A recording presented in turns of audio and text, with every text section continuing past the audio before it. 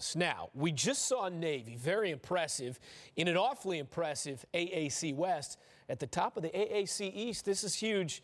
Temple and Jihad Thomas, an opportunity to wrap up the division and make the conference title game with a win here tonight. Very important game. You're on the road. You got to be very focused.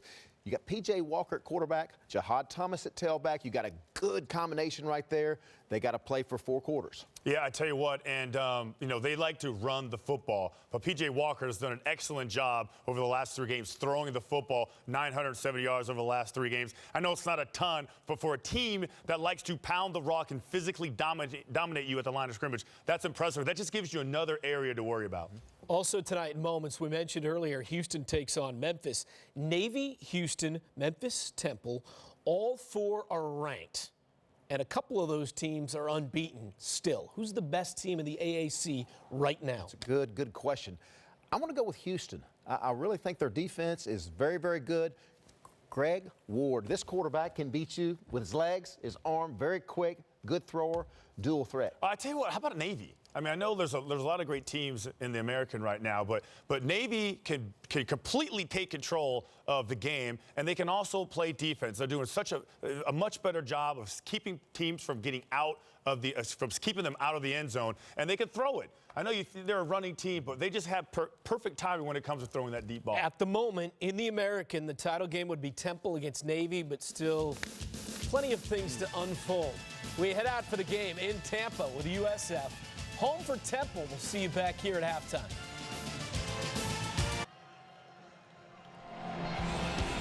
Here comes USF into Raymond James Stadium in Tampa.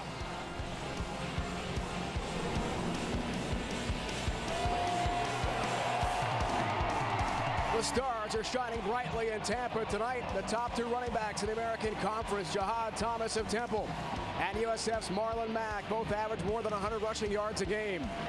While quarterbacks P.J. Walker and Quentin Flowers are enjoying record-breaking seasons. The stakes are high in this American Conference showdown tonight on CBS Sports Network.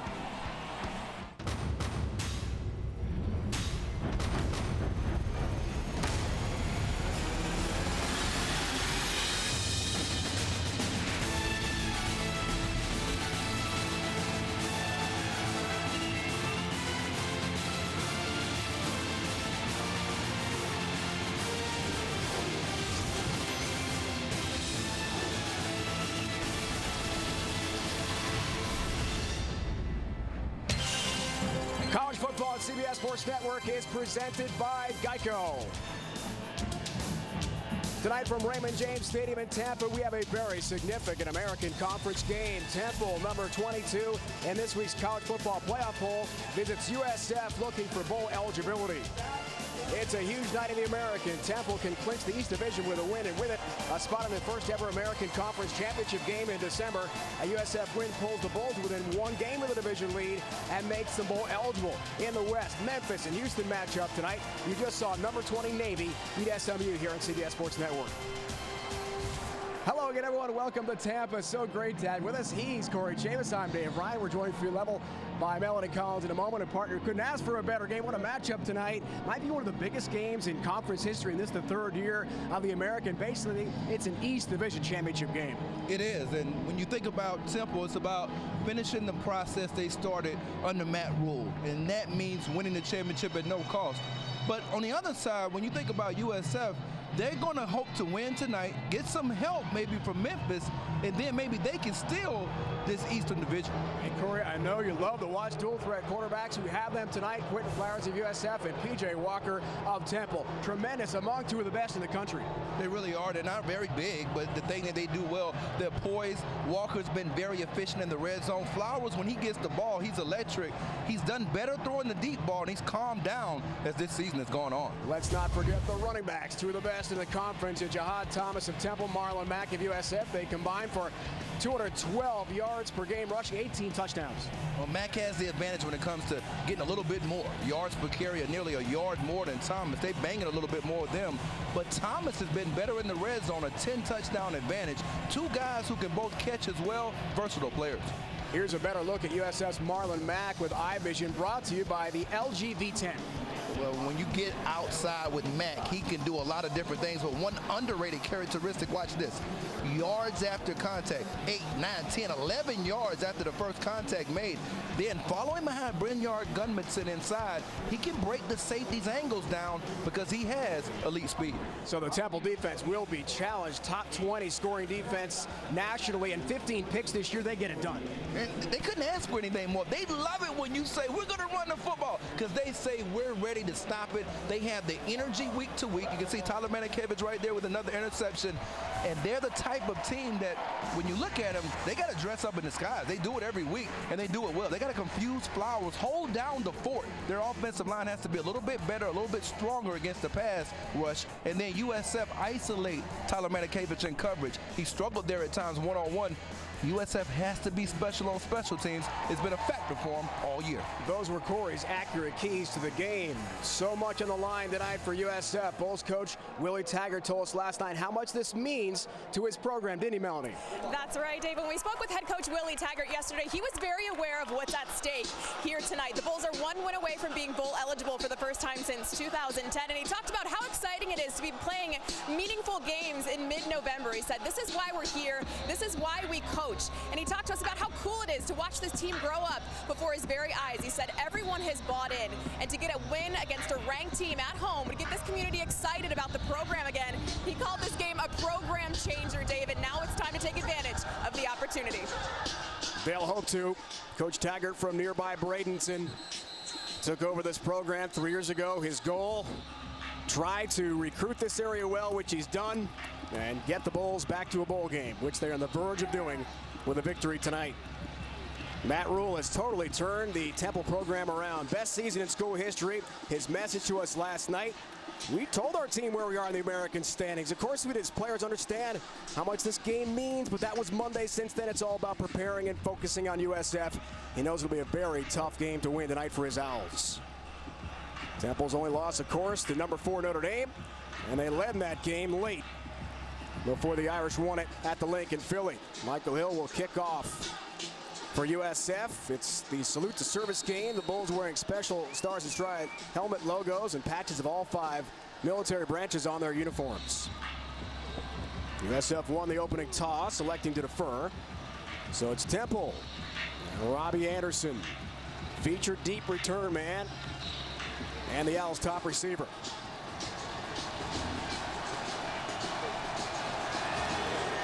Underway tonight from Tampa. Anderson from the 1. Decked. Hit hard in the play right away. Daniel Awalake on special teams. Impressive play. Time for the Chick-fil-A starting lineups.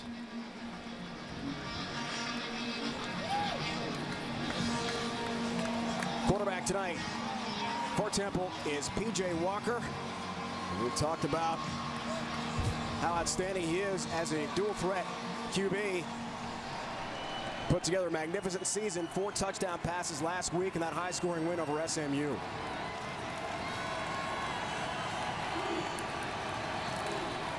First play from scrimmage, Jahad Thomas, his former high school teammate in Elizabeth, New Jersey, gets a couple, gain of 2. On the right side of their offensive line, one player to take a look at, Eric Lofton. He'll play guard, he'll move to tackle. He's kind of become like their trump card because they've had some injuries up front. And with Kyle Fran out, they need him to be solid in every facet.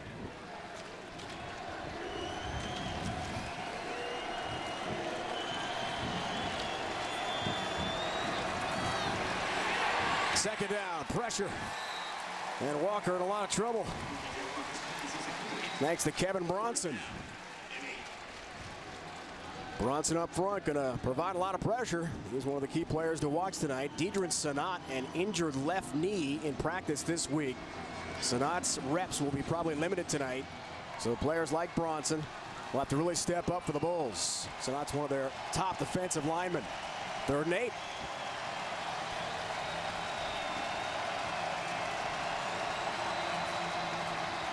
Little pressure on Walker, who throws in the move, incomplete, right in front of Coach Matt Rule, who would like a flag and gets 2. Coverage there by Dietrich Nichols. And pass interference coming. 3, spot foul, automatic, first down.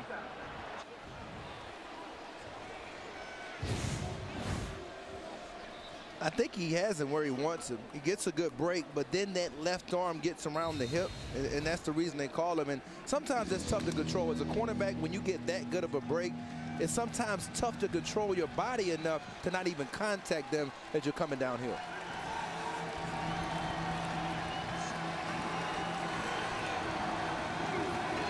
First down for Temple. It's Walker. Crossing route. Jennings makes the catch. And Nichols just had the pass interference call. Makes the play, gain of 3. When they're running a simple crossing route, and the same guy who just got the pass interference comes back and says, I have a short memory. And his name is Dietrich Nichols. And that type of hit, receivers remember contact early in games. So when you can do something like that with that much of a statement, they'll remember it. Heavy hitting cornerback for the Bulls. Here's second down. Walker. Augie Sanchez catches up with him and wrestles him down from behind. Nate Godwin helps out. It's a gain of 1. Sanchez is the Bulls' leading tackler and a great leader as a sophomore. 11 tackles, 3 tackles for loss last week in Greenville, North Carolina. Game we covered, the win for Augie and the Bulls over the Pirates of ECU, 22-17. Put them to 5 wins. That's 1 more than last season. And 1 game shy of bowl eligibility. It's a big one tonight for both sides. Third down. Walker to Christopher. Hoggins drives him backwards. Spot looks about half a yard short. Exactly at the 40.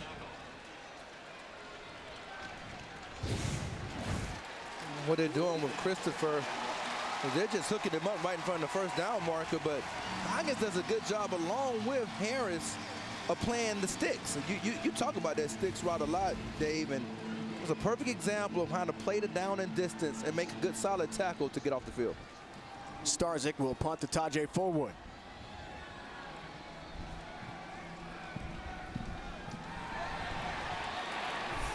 And look out! Alwan for Temple. They've done it before. And the Owls in business on the fake and the first down. And he just follows behind Nick Charger, who's a player that's their lead fullback a lot of times. He blocks Abraham, and you get those short yardage situations. It becomes a special teams battle with the coaches, particularly around the midfield mark. So it's an excellent call, and the execution may have been even better. Starting middle linebacker Jared Alwan on the direct snap fake. And the Owls keep it. First down. P.J. Walker hands off to Jihad Thomas. Slides through traffic and pulled backwards. Godwin got there pretty early. It's a gain of 2 there for Jihad Thomas, who has 4 100-yard rushing games this year. Tops in the American in rushing yards per game, almost 108 per game. Marlon Mack, as we saw, not far behind him, number 2 in the conference. Talk a lot about the championship atmosphere for their team. That fake punt was a good indicator of that and how they're going to play this game moving forward. Here's second down. Walker is throwing. Sideline route. Jennings makes the catch. Nichols pushes him out of bounds. So early in the game, Adonis Jennings, the sophomore and transfer from Pitt, is active, gain of 13. They're getting pretty good protection. He gets his feet set. And when you're only about 6 foot tall and you can see in the pocket like that and deliver on time, usually ends up in good results. A lot of times those guys have to move to find a clear passing lane. Excellent protection that time by the Owls.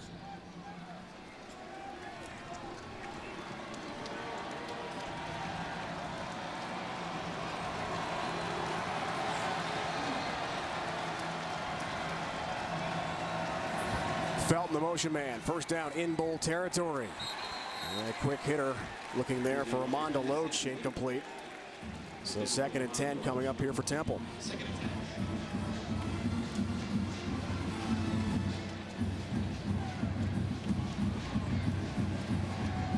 Met with P.J. Walker yesterday. Seemed very relaxed and focused, as he was when we saw him early in the year, Corey, I thought, against USF. Met with him on Friday on the Temple campus. He's come a long way as a leader. on this Temple team.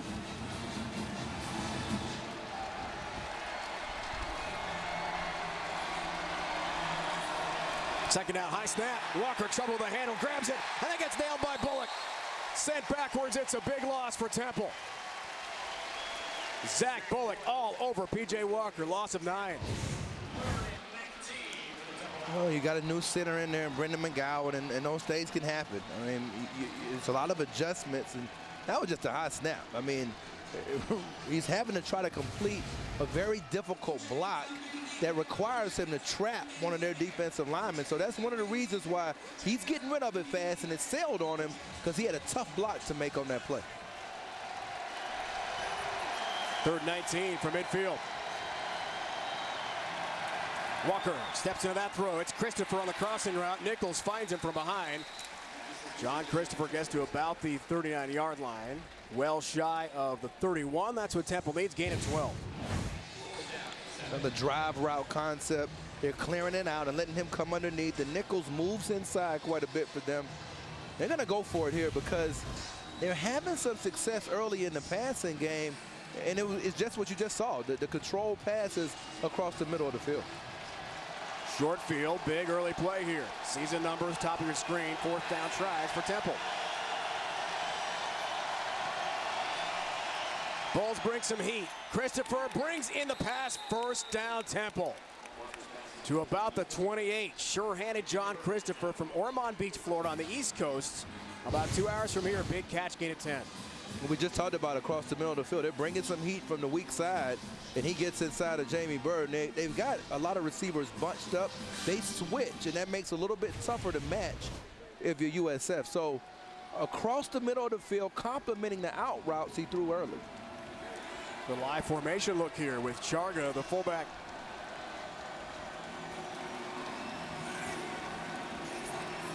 On 1st down. Thomas tries to spin away from the reach of Augie Sanchez. Augie pretty sure-handed there. It's a good play defensively. Jihad, a nice pickup. Well, you can see Daniel Awalake gets across the block of Brian Carter, number 55. And he almost gets there, but Thomas is a player who breaks a lot of arm tackles. You've got to take that extra step as a tackler versus him. He's jittery, but he's stronger than you think. Last time we saw Jihad in person at the link in Philly against UCF, he ran for a career best 199 yards. He's a good one. Long drive here for Temple to begin the game. Here's 2nd down. Play fake. Jennings can't make the catch this time. Incomplete at the 15-yard line. Godwin on coverage defensively for the Bulls. Well, they've had some drops, and that's been a problem throughout the year at times. And you know, you've seen some of that with Ventrell Bryant and now Benjamin, and also even Robbie Anderson. So in a game like you have here tonight, you've got to be able to finish, particularly right here, 3rd down and 4. You want to finish here instead of having to settle for a field goal. 15th play in the drive here. Remember, kept alive by the direct snap to Jared Alwan on the fake punt. 3rd down. Walker crossing route. Jennings a drop again. Nichols right behind him. Bird was close too. And another decision for Matt Rule. This time he's going to go for the field goal with Austin Jones, who's been very good this year. 12 of 15 on field goal tries. He's from Orlando. Lots of family and friends here to watch Austin kick. It's less than an hour drive from here. Tough on Jennings, only a sophomore. You got to stick with him, though, because he's got some talent and he's forced his way into the lineup. Made one from 34 last week at SMU. From 39. Upright and no good. Off the right upright. And a miss for Jones. Willie Taggart's Bulls hold Temple. Early momentum shifts to USF. Special teams. So big tonight for Matt Rule and Temple. College football on CBS Sports Network is being brought to you by Geico. 15 minutes could save you 15% or more on car insurance. And by Acura. Discover the 2016 Acura lineup at Acura.com. Hop aboard. Great look at the Tico Line streetcar system that connects downtown and Channelside to historic Ybor City. Opened in October of 2002. No score, first quarter here in Tampa. And time now for the Chick-fil-A starting lineup for the USF Bulls. Quarterback Quentin Flowers made a dramatic improvement in his first full year as a starter. True sophomore, threw for 200 yards, 2 scores. Last week in the game we covered in East Carolina, no picks, ran for another 79 yards. He's really emerged as his team's unquestioned leader. He told us last night he came to USF, a 4-star recruit out of Miami, to lead the Bulls to a bowl game. Tonight he can make that happen if USF can beat number 22 Temple.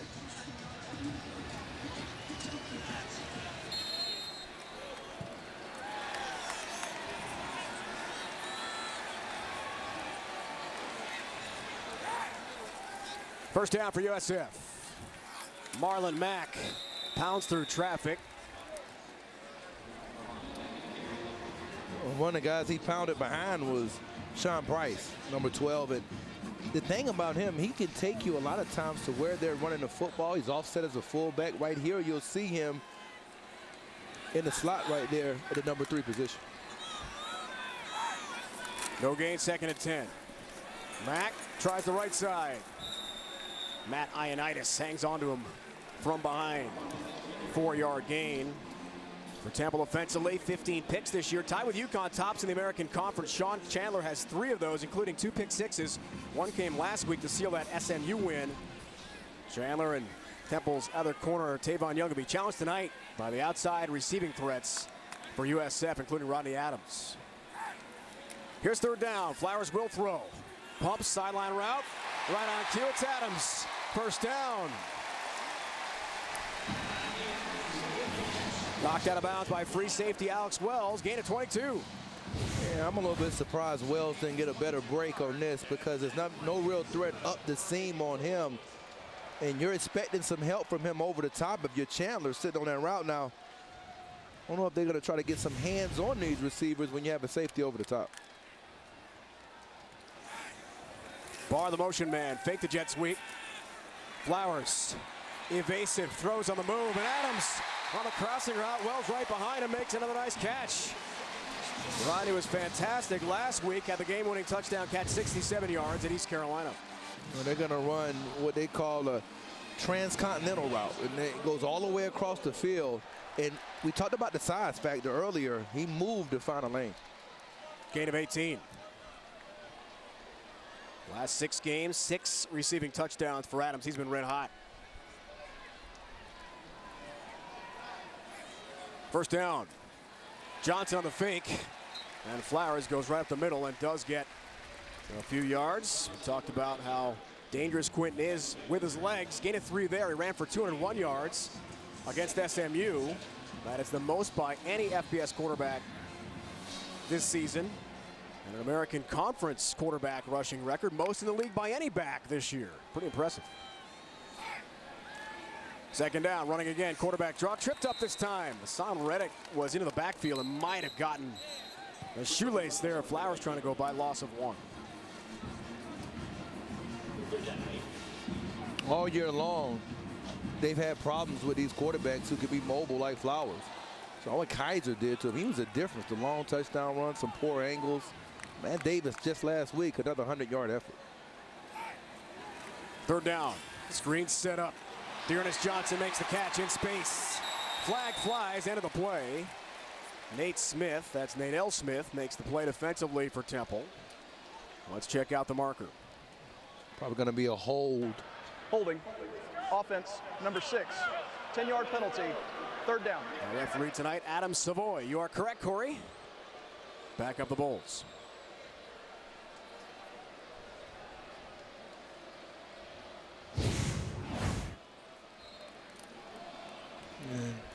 It's the area right over here where it was, you can't quite see it there on that angle, but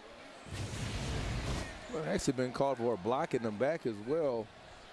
Easier for referees to catch those types of penalties when you're running screens. Good look at Temple's top tackler, Tyler Matakevich. One of the best in the country. 3rd and very long. Pressure. Look at Flowers. Try to sack this guy. It's not easy. Throws off the back foot. Dangerous throw sideline. Alwan leaping. trying to make the pick. May have been out of bounds anyway. It's incomplete. And a short field. We'll see what Willie Taggart's got in mind here. No hesitation. Good punt. I think that's a good move. And you've got a good punter. Didn't have a great week last week against ECU, but he's been good at placing the football. You can see 16 inside the 20. Maybe not quite the year he had in 2014, but he still had a pretty solid season. Matias Chabani, one of the best in the American Conference punts. Sean Chandler, call him champ. Makes the fair catch at about the 8, and that's where Tampa will take over. No score. American Conference East showdown. So much on the line tonight from Tampa. P.J. Walker and Flowers. QB matchup so far, 0s on the board. Ah, finally, it's nice here in Florida. I like our weather tonight, 73 degrees. I live in Melbourne, Corey, as you know, across the state. It has been just stifling humidity, very unusual for us in the Sunshine State this late in the year. And it is perfect tonight for college football. P.J. Walker, first drive, what do you think, partner? I thought it was some strong throws early. We talked with him about those crossing routes and got into a rhythm with Jennings, went back to him, had a drop by DeLoach. This was the high snap. I think he recovered that one. Then a little bit behind Jennings on a slant and then a crossing route. 2 design plays to get him going. So Walker, a little bit of a mixed bag. The accuracy right now, you would expect that to improve as he settles down in this game.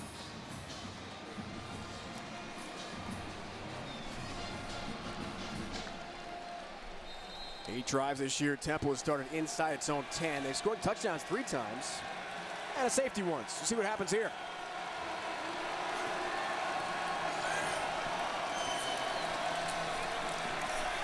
Walker from his 2 launches. Broken up near the 40-yard line. Anderson targeted for the first time tonight, and Dietrich Nichols on the breakup. He's slow to get up for USF. They need him to stay healthy. This is a positive because you're getting a size matchup, and they're running a double move outside. A stutter and go, and Nichols climbs the ladder against the 6'3" Anderson, and that's a positive sign. And luckily, he's running off the field. Looks like that low back or something of that nature. I don't want to speculate, but we'll see what happens if he comes back in. Nichols, one of the top corners in the American Conference, hard hitter and starter. So Johnny Ward is coming for him now, the junior from Moultrie, Georgia.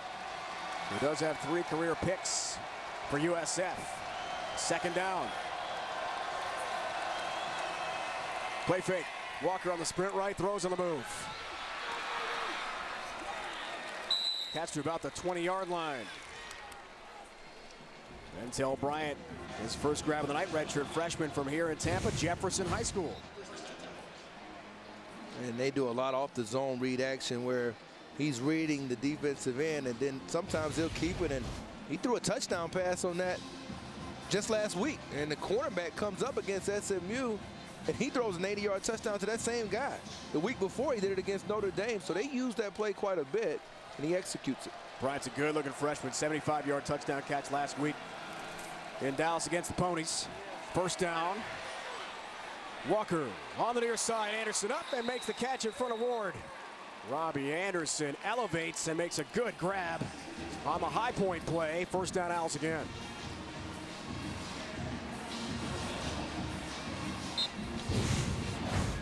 Well, let's take a look and see what kind of touch he has or puts on this ball. And I think it's pretty good.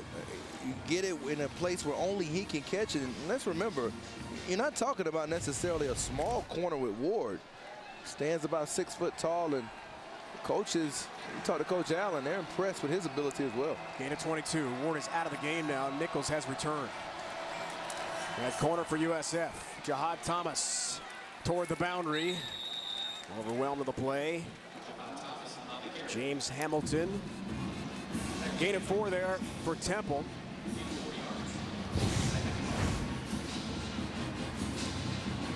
Man, Sharger leading outside. DeLoach getting involved as a blocker. They love to run behind number 66, Deion Dawkins.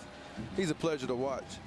And there's Nichols again back in the game, and you got to be happy if you're a Bulls fan to see him back.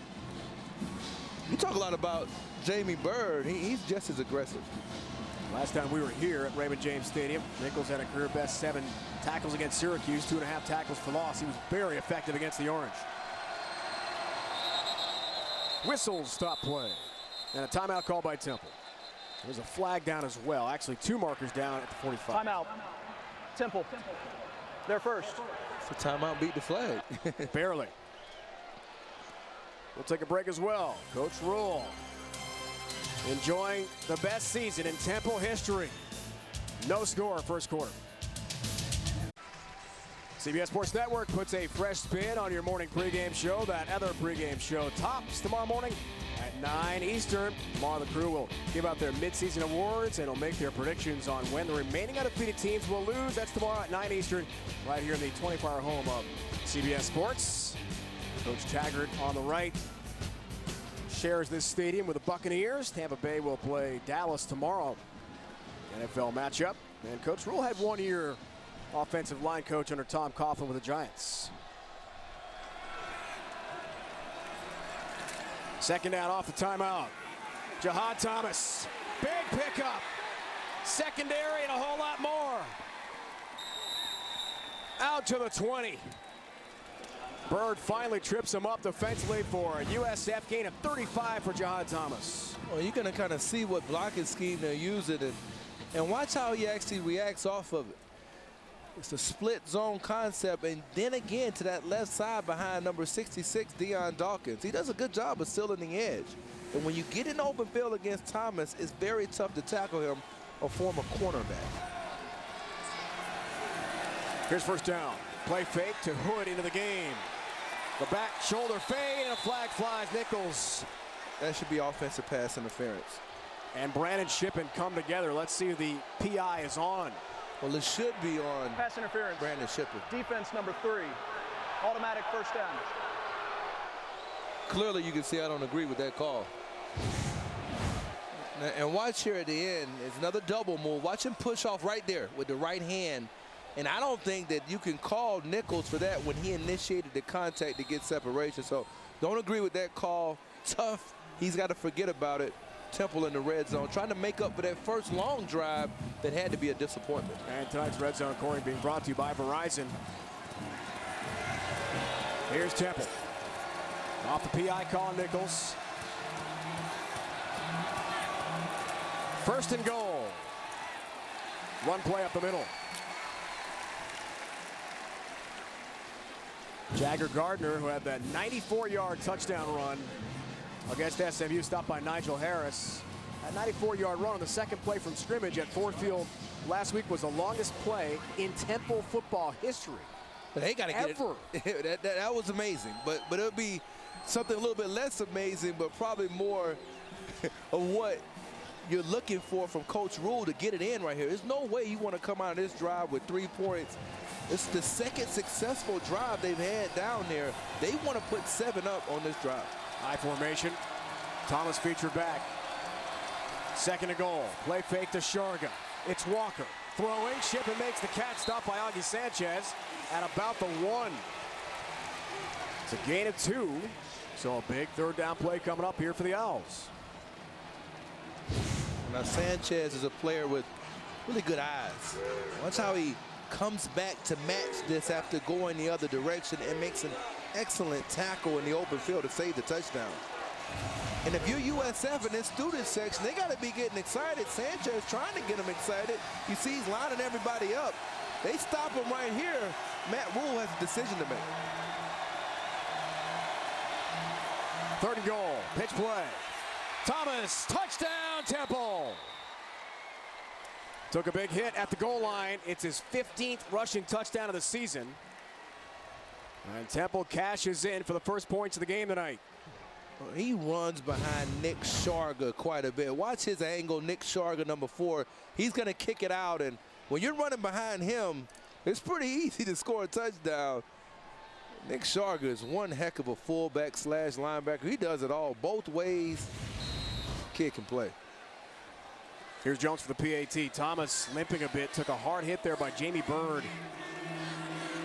The most aggressive and physical tackler from the nickelback spot for USF. Jones has the PAT. 35 of 36 on point after boots this year for Austin Jones, but Jahad Thomas, man of the moment for Temple. Bird hits him pretty hard, but Thomas in the end zone. Temple has an early lead.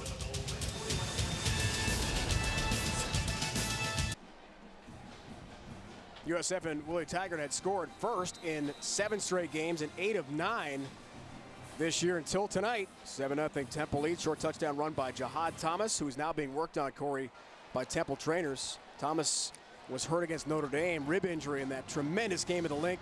Notre Dame won by 4 points in Philly, limited last week at SMU. What concerns you if you're a Temple fan and your Temple coaches? He's probably their most experienced player in pass protection. So if you get a litany of blitzes coming from Jamie Byrd, some of those guys, the Husky position, and even their cornerback, Dietrich Nichols, will the younger running backs be able to pick up the blitz? And every week, I keep seeing Thomas get hurt. Tyler Mays kicks off. Flag is down. Going to be against Temple. Dearness Johnson bobbles from the 2. Still trouble with the handle for Johnson. And he's decked by Sharga at about the 12. Let's check out the marker, which is back at the Temple 30. A little surprised Adams wasn't back there, though, returning in this type of game. Yes, 100-yard kickoff return against Navy. Offside. Kicking team number 10. 5-yard penalty. Re-kick. And along those lines, now you put Adams back because they're tired. And one of the, you can see right next to him, I think that might have been Brandon Shippen. Samuel Benjamin, actually. Samuel Benjamin, 10, okay. Yep. Yeah, but what I was going to say, Dave, is that this is the most dangerous time ever for a kickoff team. After you've had to run down the field and then there's a re-kick. This is where most special teams coaches get very, very concerned, particularly Ed Foley right now. He's over there holding his breath because your kickoff team just ran 70 yards. Now you got to go run 70 yards again, and this is a chance for USF to take advantage of the offsides. But Rodney Adams, who had the kickoff return TD in Annapolis a couple weeks ago against Navy, is not back deep. So it's Johnson and McCants. And Mays kicks off from the 30 after the penalty. Johnson on a bounce from the 8. Dearness Johnson looks for a lane. Hit hard again by Sharga. Now we know why he has the single-digit jersey. We'll explain that. Breakdown week 10 of the NFL. Full set of former pro quarterbacks. NFL Monday QB delivered by FedEx. Mondays at 6 Eastern only on CBS Sports Network. At Temple, if you're wearing the number 1 through 9, been voted by teammates, it means you're one of the toughest 9 players on the team. It is very significant, as you can imagine, for the Owl players. And Sharga, newcomer, is number 4, so he's tough. First down, play fake for Flowers, who has time. Post route, Adams has it! Rodney Adams! Touchdown USF! 68 yards and no flags.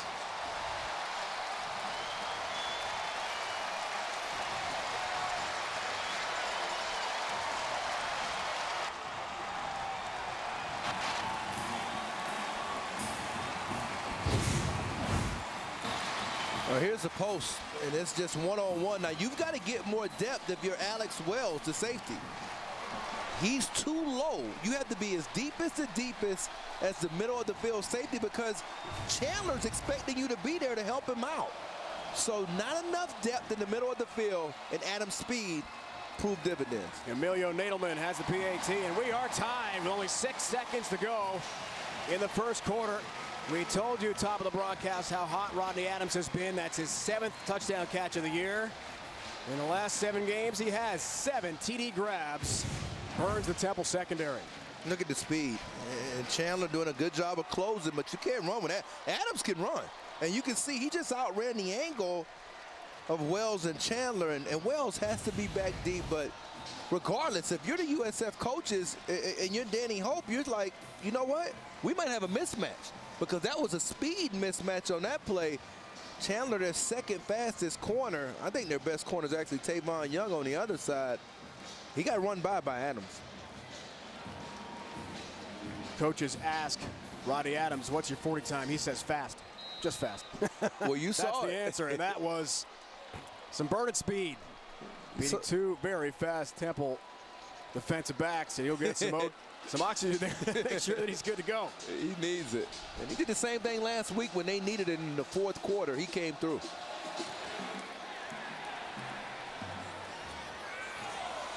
Gardner, dangerous play. Tiptoes the sideline and almost stepped out of bounds and does lunge ahead across the 20-yard line where Temple takes over here at the end of the quarter.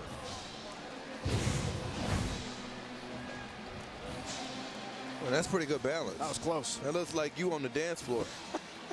You think you can dance, too. That's what no. Ronnie Adams deserves a break after the long TV catch to tie the game. End of the first quarter. We are tied 7-7. Number 22, Temple and USF. You're watching college football on CBS Sports Network, presented by Geico.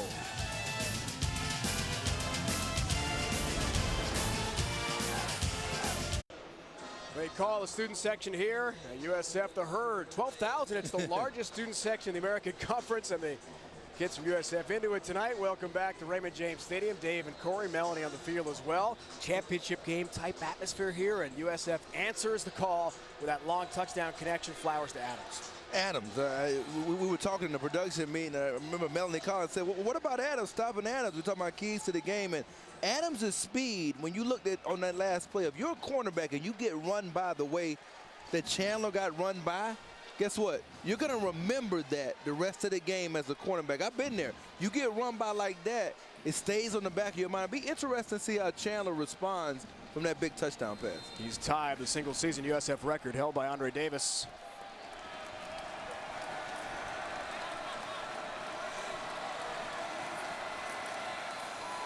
Hood, the feature back. Play fake, intercepted. Dietrich Nichols on the pick. Dietrich Nichols tripped up by Saladin Major at the 5-yard line. First and goal, USF. A huge play for the Bulls corner. Well, again, he does a little bit of it all. And here, touch. Sometimes this has been a problem. This is the second time we've done a game with P.J. Walker on a bootleg where he's overthrown a target, because guess what? Eric Lee's length, he's not tall enough. He has to get it over Lee, and that's what caused the interception. Last time it was a touchdown. If you remember, Griffin took it back for UCF. That nearly a touchdown by Nichols. First and goal here for the Bulls. Second career pick for Dietrich Nichols. First game against Maryland. And Terps QB Caleb Rowe on the road at College Park early this season. Flowers fakes the Tice. Flowers, end zone, touchdown USF! From 5 yards out. 8th rushing touchdown of the year for the Bulls, dual threat QB.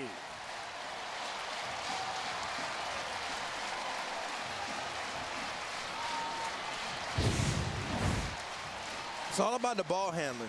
You've got two players, Hershey Walton and also Praise Martin Aguike, trying to stop the handoff to Tice. He keeps it because he does an excellent job of reading in the mesh points, sets it up for Nadelman. Emilio Nadelman nails the PAT, and it's 14-7. P.J. Walker, only his 5th pick of the year. He had 15 interceptions in a 6-6 season a year ago. Dietrich Nichols, second career pick, jumped the route, almost had a pick 6. Stopped by Major. Led to Flowers, touchdown run, 14-7 USF.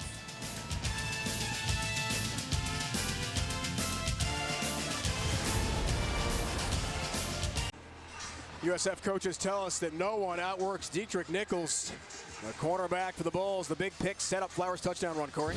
Well, you would think he's in coverage, but he's not. Here he goes down here at the bottom, right here. And guess what? He's actually blitzing, Dave. And so now you have a wide open receiver right here, and that's Robbie Anderson. The safety, Taji Fullwood, has to come get him over the top. So let's see what happens. He makes an interception as he's blitzing. You'll see him come right here. And now you get the overthrow forced by Lee right into the spot as he's trying to throw the bootleg. He probably should have gone to the receiver and tried to fit it in the hole, but Lee forced the interception. How many times do you blitz and pick off the interception? You're going for the sack. You pick off the pass. You got to like that. That worked out pretty well for Dietrich. How many times that happened to you? Never. I've never been able to do that. 11 years in the NFL, never happened to Corey Chapin. That's amazing. I tell you what did happen. I missed the sack a couple of times, but I tell you, I didn't do that. And that was very athletic, very hard to do when you're blitzing to stop your momentum, and now they're dancing. Sure looks like the Bulls are happy now as Hill will kick off.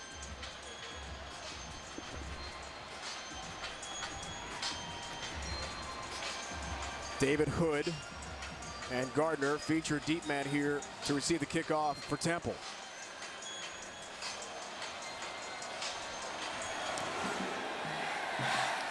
Jagger Gardner from the 6, true freshman. Has some space. We know he's got speed. The long touchdown run last week. Great return for Jagger Gardner.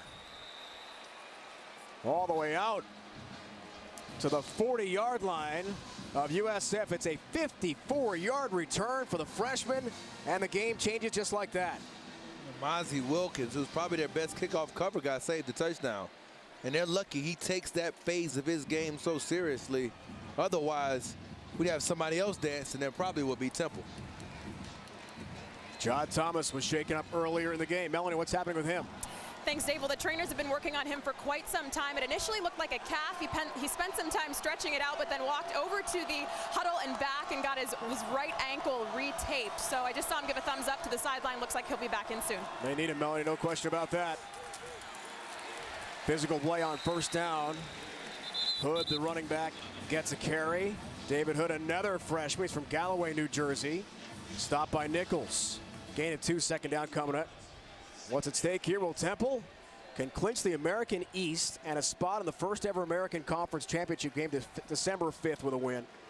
USF has not been bowling since 2010 under former coach Skip Holtz. They won the Meineke Car Care Bowl over Clemson in Charlotte. Been a long time. Willie Taggart, year 3, trying to rebuild. On second down. Hood again through traffic, second level. Nigel Harris finally stops him, but not until David Hood pounds his way through traffic to about the 30. It'll be a Temple first down. Oh, they had problems, USF lining up. Now you see they're lined up here. You get the kick out block by Colin Thompson on the edge against Sanchez, and he's able to react off that block. And Hood, he's shifty. I think he has a pretty good stiff arm. Plays bigger than that 185-pound frame would suggest. He's another good running back they can go to with Thomas out, Thomas back in. Gardner, Armstead is shaken up this week, and Hood, 3 freshman running backs for Matt Rule. Here's first down. Thomas back in the game. Spins away and dives inside the 25 to about the 23-yard line. Stopped by Bird. A good job with the get off, and an excellent block by Saladin Major. He leads up, and he's still finishing his block. And that was against Sanchez again. So they've targeted him to try to make sure they can take care of him. If you don't, Sanchez came into the game with 81 tackles. He'll ruin your day. So excellent job right now with what they're doing on the offensive side. 5 10-plus tackle games this year for Augie Sanchez. Here's second down. Jagger Gardner keeps the legs churning, keeps on trucking. Needs the 19 for the first down. Spot looks pretty good. And we'll get an official timeout to confirm that potential first down. It is, in fact, the first for the Owls. Chains move. See that good legs drive, and the other guy that you're going to see when they're running the football is, again, Deion Dawkins. He sustains and latches in the run game. Probably better as a run blocker than even a pass protector. Gardner had 109 rushing yards at SMU last week, 94 of which came with that long run in the second play from scrimmage. He's good. First down, Jagger Gardner, the freshman, makes a nice move and gets inside the 15-yard line. Godwin came up and made the stick defensively for USF, but it looks like Gardner's getting comfortable. A couple missed tackles here, and one of them will be by Sanchez, and then you're going to see Bird come in, and he's going to also miss the tackle. As you can see it develop, he's going to go down low right there. You see Sanchez first misses, and then Godwin's able to come up and make the tackle, but you've got to be able to. That was a tough tackle, actually, that Sanchez tried to make. They'll do a better job in run support, though, at the point of attack. Tight end shift. Thomas feature back. On second down, Jahad Thomas runs right into trouble, and it's sent backwards. Hamilton got there, And Lee as well, big defensive end. The Bull Sharks sign there from Eric Lee, loss of 3. Well, these two players right here, they're going to do the job inside. And there's also Lee. And you can see he fights through the block of Leon Johnson and gets underneath his pad level late. Then he gets the help from James Hamilton. Those two players have played well the last couple of weeks. They're feisty, they have good size, and they play every snap with a high motor. Big third down. Walker, 3-step drop, tipped and incomplete. Lee makes a big play at the 13-yard line, elevating. And that Bull Shark signal. Tom Allen, new defensive coordinator, brought the Bull Shark idea from Ole Miss. Here's Lee again. He almost picks that off with one hand. He's the most energetic player on the entire football team. It's not even close. When they had to win the game against Syracuse, when we were here almost a month and a half ago, it was Eric Lee who was the unquestioned leader of that game. He's what I call a firecracker. 33-yard attempt for Jones. Missed his first off the upright in the first quarter. Right down the middle on this one, though. Perfect for Austin Jones. 13 of 17 field goals this year for Jones. 3 more points for 22nd ranked Temple. 14-10 game. Let's take a look at the Chick-fil-A fan cam to see the fans here in Tampa. Pre-game tailgate looks pretty good. The Bull Walk, led by Coach Willie Taggart, into the stadium here. Here come the team. Reason to cheer tonight so far. 14-10 USF against number 22 Temple. Enormous game in the American Conference East Division. In the West, what's happening? Well, Memphis is winning at Houston 13-0 in the second quarter. That, Corey, potentially a major shakeup in the West Division. Houston, the only undefeated team in the league. Coming into the game, the lowest ranked team in the college football 24th in the playoff poll. That's right. So, interesting to see if Houston finds a way to fight back at home. We saw them fight back last year. There's the standings. 1 game back of Houston is Memphis, and Navy isn't slowing down, are they? Wow. Congratulations to Keenan Reynolds, becomes the all-time FBS rushing touchdown record holder. Had 4 today in the win over SMU. He's got 81 of them. That's pretty good. Tyree McCants on the return. He and Johnson came together. McCants grabbed it. Looks for some room left. Lost the ball into the run, but ruled down by the officials at about the 26. Got to get the ball to the left hand. 23-yard return there for Tyree McCants, one of Quentin Flowers' receivers. How's Quentin been so far tonight? Well, that was a good pass against cover 2. This was excellent on the move to his left. Focus-wise, from a passing standpoint, he's been as sharp as I've seen him all season, and that was just an outstanding throw over the corner and safety. The proper read on the zone read here. Right now, Quentin Flowers is on top of his game, and he needs to continue because Temple isn't going anywhere.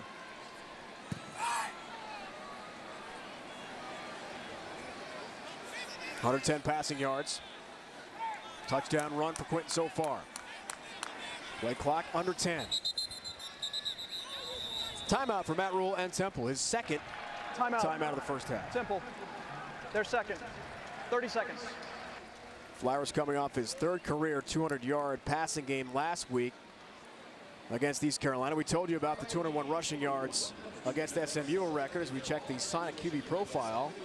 And the numbers so far tonight for the dynamic dual threat QB, true sophomore, recruited by everybody imaginable. USC, UCLA, Florida, Alabama, but not to be a quarterback. And Willie Taggart said, "You'll be my QB if you come to USF." Quentin believed in him, and now he's become a star. And let's face it, if not for the drops, and I'm talking about against SMU, you had the drop in that game by Chris Barr that would have been a touchdown. The drop against Maryland by Rodney Adams that would have been a touchdown. Last week he overthrows 2. They've left some yards on the field. Flowers and his coach, Willie Taggart, former quarterback himself at Western Kentucky, are very close. Father-son type relationship.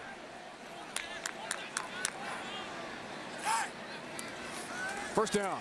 Flowers is throwing. Flags fly everywhere. Adams the catch. This could come back.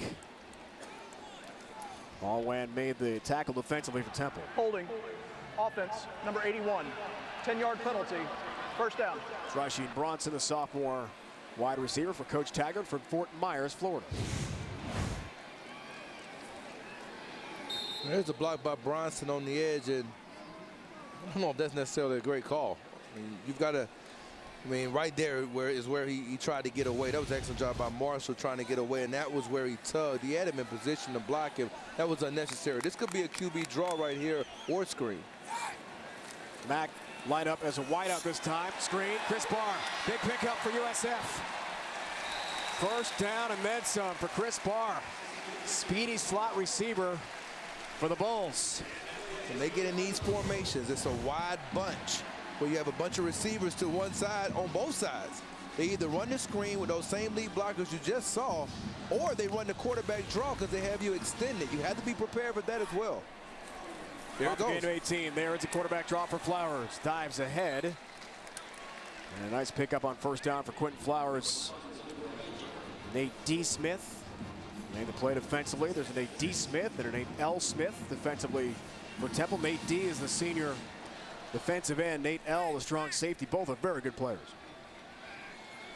I like what they're doing. They're extending the field for Temple's defense to prevent some of those disguises that they like to use.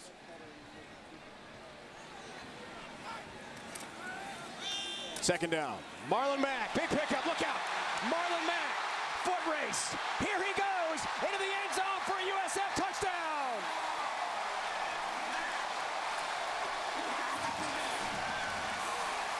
"57 yards. He ran away from the Temple secondary. Wow.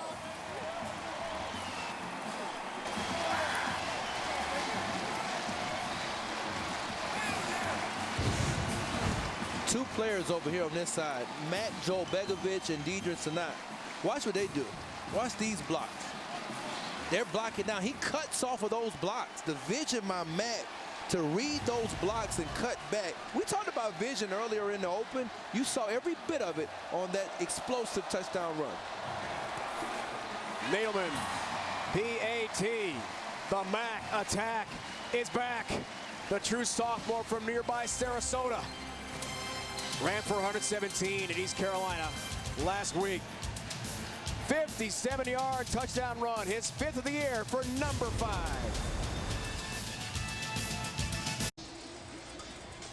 Marlon Mack, American Conference Rookie of the Year last year, led the league in rushing as a true freshman. Big TD run a moment ago, Corey. 57 yards, 21-10 for Coach Taggart's team. Well, we talked earlier about the down blocks right here, and that was by Matt Joel Begovic and also Dominique Threed. And what Mac does is he's going to see it right here, and then guess what? He's going to find a way to cut it all the way back here.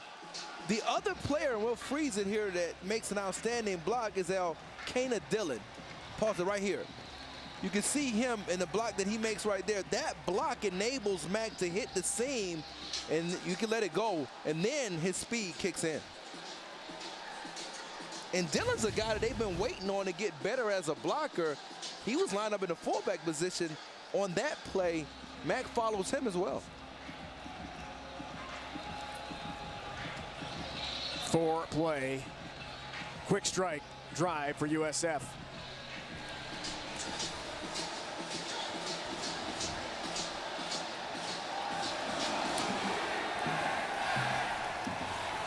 Hill kicks off. Anderson, trouble with the handle. Robbie Anderson decked there by Darius Tice on special teams. And Nick Holman back down. Melanie talking about Temple's injuries. Well, it's time now for the icy hot injury report, and we check in on Temple center Kyle Friend. He's out for the 2nd straight week with a torn meniscus, but he's basically become the new assistant offensive line coach. He was very involved with practice this week, had his notebook out, was working with the guys on double teams, and I've been watching him down here on the Temple sideline. Every time Brendan McGowan comes off the field, he coaches him, and Coach Rule told us this week, Kyle sees things differently now watching from the outside, and he's instructed the guys on something that I've been trying to tell them for weeks, and of course now they get it that Kyle's coaching them. Torn left meniscus, Melanie, and they need him back. No question about it. Temple hopes to have him back in the next couple of games. Brendan McGowan filling in for him, taking notes. And we saw that last week in the SMU game, his first missed start in 41 straight starts after the short run by Thomas. He'll continue to school and coach up Brandon McGowan, his fill-in, the junior from Barnesville, New Jersey.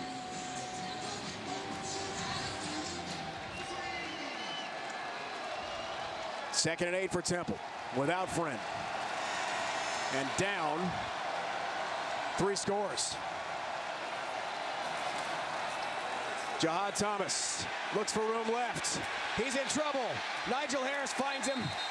He made the initial contact and then finished with a tackle as well. Harris led the FBS last year with 6 forced fumbles. He got 8 in his career, and he's really turning it on the last few games for USF. They're beating the Temple offensive lineman across their face. Shabazz Ahmed got beat across his face.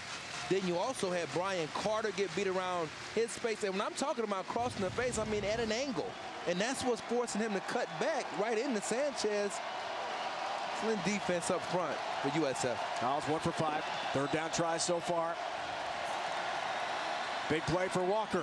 Crossing around. Jennings can't make the play. Nichols. The slam hit afterwards on Adonis Jennings.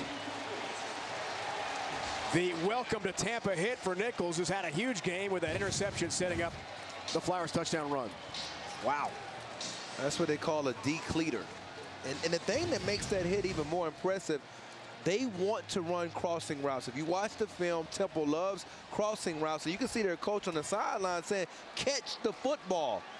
But when you run crossing routes and they play zone, you can see the quarterback and make those kind of hits. Starzik punts to Fullwood. Tajay Fullwood. Down he goes inside the 40. To New York, an update. Big night in college football. Pac-12, Oregon, Stanford. Brent Stover, what's happening? Dave, after a Kevin Hogan touchdown run on the first play from scrimmage for Oregon, a 75-yard touchdown run by Charles Nelson. Now that is an answer. 14-10 Oregon looking for the upset, guys. Brent, that would be huge, no question, for the Ducks, who've had the up-and-down year. They're not a championship contender. Playing spoiler tonight. Charles Nelson's playing both ways. Been playing both ways the last couple of weeks. Playing well. Vernon Adams has played well, and it's a big reason why they're a different team than they were just 4 weeks ago. Stanford 7th in the playoff poll. Can't afford a loss. Flowers, big run. Quentin Flowers, here he goes. Inside the 20.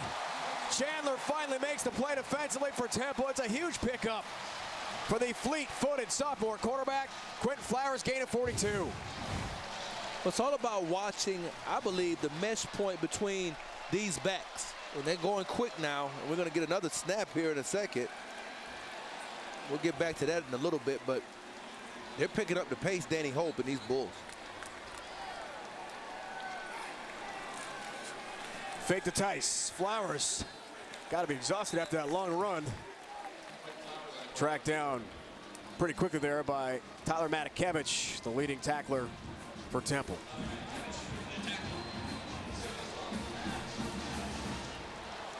And at what point do we see the screen game get involved? Will we see them run some isolation routes here and get Price involved at some point as well?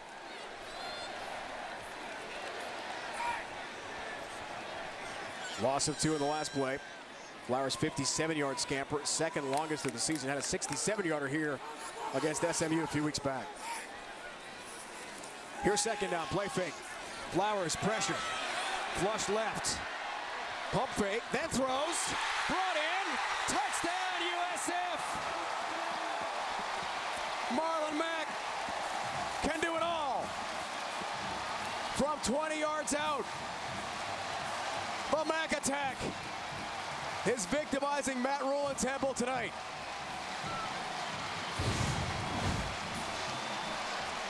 Look where he comes from. He's matched up against Tyler Matakevich, and he runs away from him again.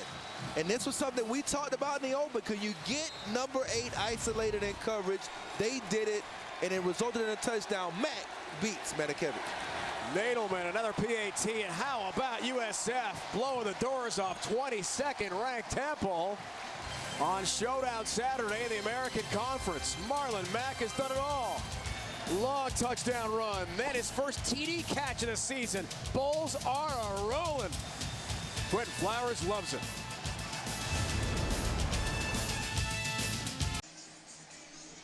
Well, isn't this an interesting development in the American Conference East? Temple on high upset alert, 5-0 undefeated in league play entering tonight. Only loss on the year, of course, to Notre Dame. A couple weeks back at the Link, and USF trying to clinch bowl eligibility and maybe more. Last touchdown. These guys right here, they all go vertical. And what ends up happening is you end up having Marlon Mack come through. He's going to match up against Matakevich and run that route. And as we let it run, you'll see the touch late by Flowers.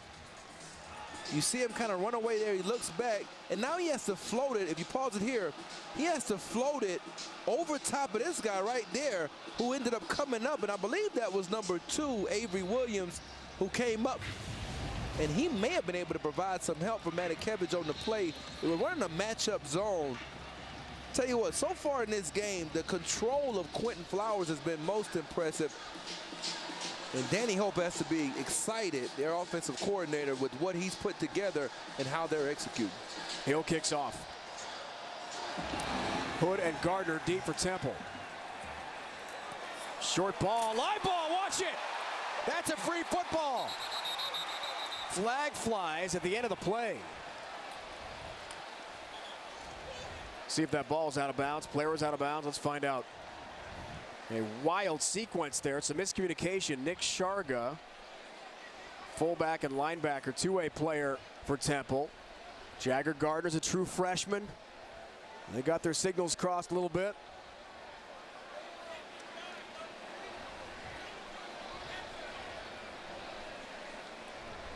Possession was not established there. And obviously went well beyond the 10 yards needed to be a free football. How about that? Big trouble tonight for Matt Rule and Temple. What do you think, Corey? Well, I don't think he's in bounds on the recovery. There are two fouls on the play. See the penalty. Kick out of bounds. Kicking team. Oh, okay. Personal foul. Targeting a defenseless player. Receiving team number 82. Those penalties offset, and the targeting is under further review. Wow, so that's Saladin Major on special teams. He's the second string tight end this week. Kip Patton, their freshman, has sunk in the depth chart due to some off-field issues. So the kick out of bounds, Fullwood never had a possession. We had that right. The kick out of bounds means the ball goes to the 35-yard line for Temple. But the targeting call is sure interesting here for Saladin Major. Let's take a look. There it is. And I think that will hold up. Now, that's something that me and you, we've had a lot of discussions throughout the season about. And one of the discussions that we had, it looks like he hit Khalid McGee, one of their top special teams player in the backup Husky to Jamie Bird. One of the discussions that we've had is whether or not he's defenseless or not if you're going out for a tackle. Right there, that's a case where you can get blocked if you lead with your helmet, that the targeting will stand because he is still considered defensive and he led with the crown of his helmet. That's the most important thing, Corey. I agree with that call. That last great look from our crew here in Tampa showed it clearly. I think Major's targeting call will be upheld because of the crown of the helmet. You lead with that, that's pretty much it. More on the rule. And it's the launch as well. You know, he left his feet. When you leave your feet, because you can see right here clearly, the launch is something that they talk about. You see how he launches himself there with the crown of the helmet. So the double whammy, I guess. One of my questions that we had when we talked to Rogers Redding and some of those guys about, well, when somebody's running the football and you get that same type of crown initiation with the top of the helmet, does it still stand? And they were adamant that that is, in fact, how you enforce the rule. And that's an example right there of what not to do. He lowers his helmet in an attempt to use the crown, and he will get ejected. 2 catches this year for Saladin Major offensively for Matt Rule, backing up Colin Thompson at tight end. Major, the redshirt senior from Philly. We believe the call will be upheld and he'll be ejected and done for the game. It's interesting to know that a foul, them kicking it out of bounds, and a targeting foul offset. Such a difference in how major each of those fouls are. And it was an awkward situation there in Major's defense because it was a loose free football. Absolutely. He was not expecting that, of course, on kick return. Totally agree. Thought Jagger Gardner would have grabbed it. He took an interesting check-up bounce, and suddenly that's a free football. And McGee almost grabbed it in midair. That's when Major laid the lick on Khalid McGee, and that should be a targeting call. You make a great point. Let's look at it one more time. Watch how McGee goes a little bit lower. And I'm not sure. The more we look at that, it looks like did he catch him on the shoulder or did he catch him in the helmet? No, he led with the crown. Let's see exactly where that contact is made. He got part of the helmet and the neck, so I think that's going to do it for Major, in my opinion. Yeah. And leading with the crown was the big part. Ball's out of bounds there. Tajay Fullwood trying to grab it. Clearly, it's out of bounds. This is a really good look right here. Oh, yeah. See the snap back of McGee's head? He got him in the face mask. He got him so good, his head snapped back, and I thought it was the shoulder. Our crew just doing a fantastic job with multiple angles for us to make what seems to be an easy call when you have that many good looks at it. But they sure are taking a while. Roy Reynolds, the replay official in the press box with us here at Raymond James Stadium in Tampa. Critical call here. We mentioned Kip Patton, who has been the second tight end behind Thompson, has been in the doghouse of Coach Rule of late. Didn't travel to SMU last week. We asked Coach Rule about Patton's status yesterday and got one of those probably nots from Coach Rule. That could change, though, without Major in the game, if he is in fact ejected for targeting here. The thing they lose with Major, though, is his ability to block. He's gotten so much better, in my opinion, on tape of finishing blocks, and that's what you lose if you bring a Patton in. Long review in a 28-10 game.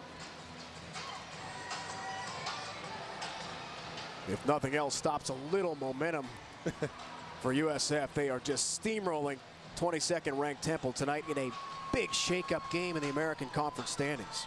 Well, the positives for Temple, you scored 60 points a week ago, and you were in a situation in that game where you were challenged. Now you're on the road again. This is where you prove your mettle, and you really prove if you're a championship team. And this is too long. You might be able to go eat one of those burgers you like to swallow up. Halftime's coming soon. Corey, don't worry. We'll get to that. And you also ate a hot dog today. I'm keeping count of the Ryan-o-meter. Little mustard incident Corey pointed out to me. Sorry. I grabbed me one too, Dave. They were all Call the field is targeting on Saladin Major. We believe here in the booth that it will be upheld. Any targeting call is reviewed automatically. And a video confirmation we think is coming soon here that ejects Major from the game and really hurts Matt Rule's team offensively and on special teams. He uses all of his top guys on special teams as well. He does. Kind of a mini halftime here, huh?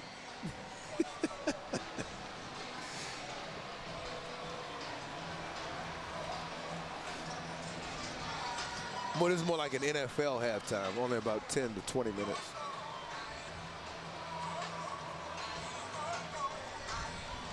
In that Memphis-Houston game, Tigers lead the Cougars 20-7, very end of that first half at TD-ECU Stadium. Houston, the only undefeated team in the American, one of 4 remaining undefeated teams nationally.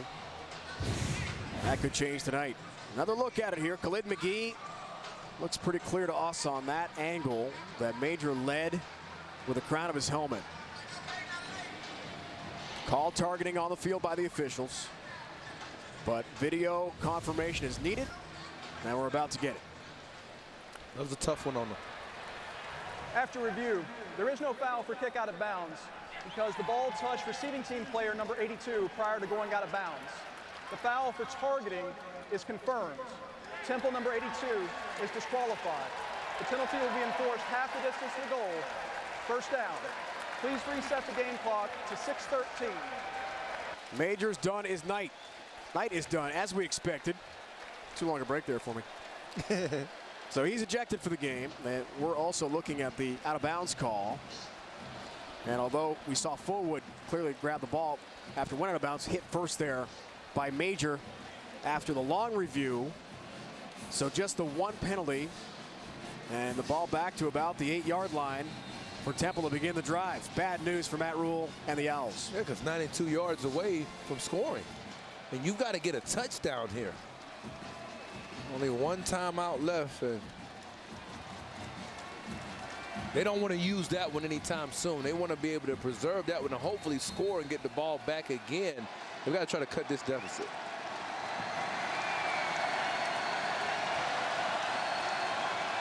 Owls in some big trouble here tonight.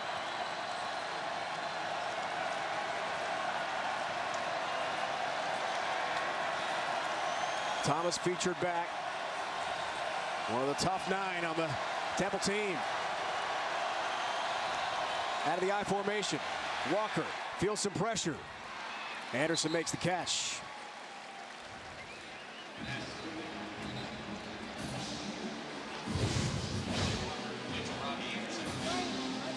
Pretty good route. Runs away from Jamie Bird, who's really playing underneath. As over the top, you had Johnny Ward.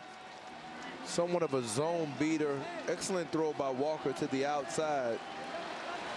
Anderson's going to have a big night for them to come back.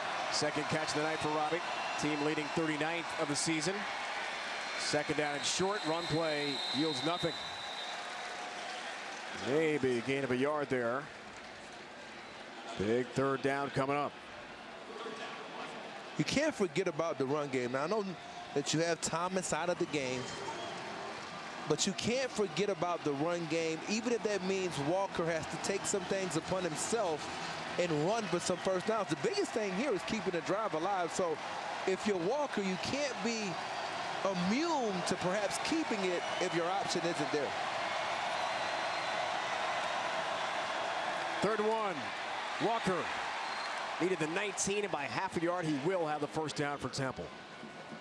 Back to Brent Stover in New York. Big night in college football. Brent, what's the latest? Well, you talked about it in the American. Paxton Lynch hits Dorland Dorcius.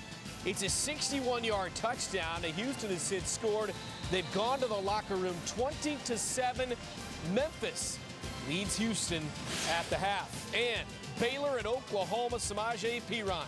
6-yard touchdown run. 7-6 Sooners in the first. Dave, Corey, and Melanie.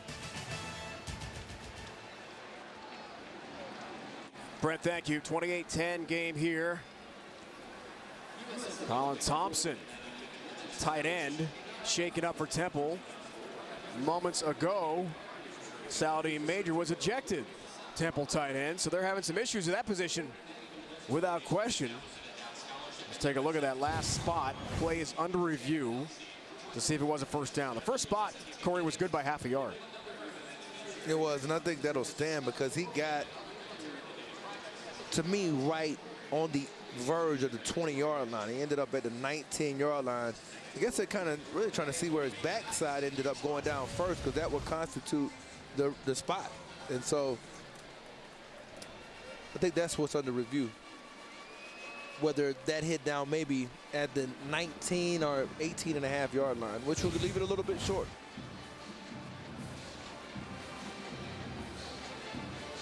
All where the knee goes down there, tackled by Augie Sanchez. But look at the first spot. I mean, it's a good half yard in the plus there for Temple for the first down. I don't see enough evidence to overturn the original call on the field.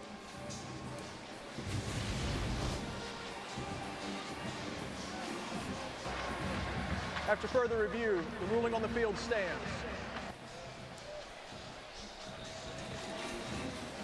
Confirmed, first down for Temple here. Very key to look at the tight end position. We saw Thompson hobble off a moment ago. Major has been ejected.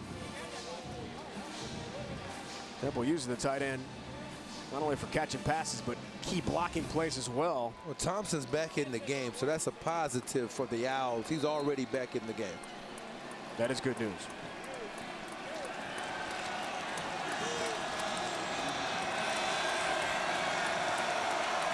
First down for Temple. Play fake. Walker fires on the move. Ventel Bryant breaks the tackle of Nichols. And Bryant, the freshman, decked to the play by Augie Sanchez at the 40-yard line. Bryant targeted. We've seen him do some great things. Very high on the freshman from Tampa. This is the same play that we've seen a lot from him in the recent weeks. He reads the end, and now he acts like he's going to run it, pulls up and throws accurately on the move. And now you got to make this tackle of your nickels. You can't get sloppy now because you make another person miss, and it could be 6 points. These are the times where tackling becomes paramount for the Bulls.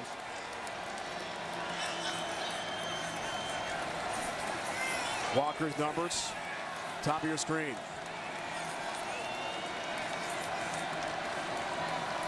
High formation look. Thomas, Awalake meets him in the backfield immediately. Daniel Awalake was there in a heartbeat. Loss of 6 for Temple. Well, he'll ruin your day on the kickoff team. And here he ruins the day of Brendan McGowan, gets across the face. He gets back there so fast, Thomas says, I don't even want any parts of this, and just goes down. He just kind of went down, didn't he? And Awalake, the most unbelievable sight is watching him run down on kickoffs at 6'5", 283 pounds. Saw that tackle for loss number for USF. Impressive. Jihad Thomas. Johnny Ward comes up, trips him up. Defensively, gain of 4 for Thomas there. Third down at 12 here for Temple. Struggling mightily in Tampa tonight. Tom Allen, Dave, is running a lot of corner blitzes. He got the interception on one. That was another corner blitz by Johnny Ward. And here you wonder what part of the field that Walker will go to. Maybe he attacks the middle of the field against his safety coverage. Here's third down. Light pressure. Pass over the middle. It's incomplete at midfield. Shippen trying to make the catch, lunging, could not bring it in. And it's 4th and 12 for Temple. Well, the reason that he's trying to throw the football here is because he sees there's no safety in the middle of the two safeties are split in the middle of the field. So naturally those voids will be in the middle. You've got to be a little bit more accurate, though. We talked about earlier in the game when we showed the package, a little bit off in this game so far. That was an example of an opportunity to complete one. Second punt of the night for Alex Starzyk. Tajay Fullwood from his 21. Shippen finds him. Special teams. All one as well. Ball's loose and down. And recovered. Big play there on special teams by Evan Wilson, sophomore from Tarpon Springs, Florida. Verizon Halftime Report is coming your way. Brent, Christian Fourier, Houston Nutt from our CBS Sports Network studio. Some big headlines today. Syracuse put up a fight at the Dome against Sean Watson and Clemson, but the top-ranked Tigers win. All 4 the teams currently in the playoff did win today. Oklahoma State got by Iowa State. Michigan needed 2 overtimes to beat Indiana in the Big Ten. And Oklahoma State game down to the wire. Iowa State always playing those teams tough late. Mack, loose again. Nice pickup, nearly 10 yards for Marlon Mack on the first down run. Up to 70 rushing yards in the game here in the first half. That's behind the right side again. This time he cuts off of Bridjar Gudmundson toward Joswiak. Matt Ioannidis on the tackle of Mack this time. Does pick up 3 and a Bowl first down. And if I'm Temple, you've got to run some blitzes now because USF gets the ball back first in the second half. So if they score here, you're really in trouble. Bulls have all 3 timeouts remaining. Pressure, praise Martin Aguique was right in the face there of Quentin Flowers, who loses his footing and goes down. And they brought also the cornerback, Sean Chandler, from the outside. You'll see him coming from the right side. Praise Martin Aguique from the left side. They hemmed him up. Loss of 7. Praise Martin Aguique had an interception against the Sean Kaiser Notre Dame. A couple weeks back, huge night at the Link. Big night here at the Ray J. Marlon Mack continues a huge first half. Already a rushing and receiving touchdown on the receiving end. A moment ago, big pickup.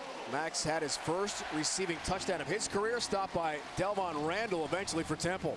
And that was the play of the first half because they got the first down, and that puts the whole aspect of what you're thinking now for Phil Snow under a different microscope. Off the gain of 18. Play fake. Flowers thinking about a deep ball. Gets by the reach of Ioannidis.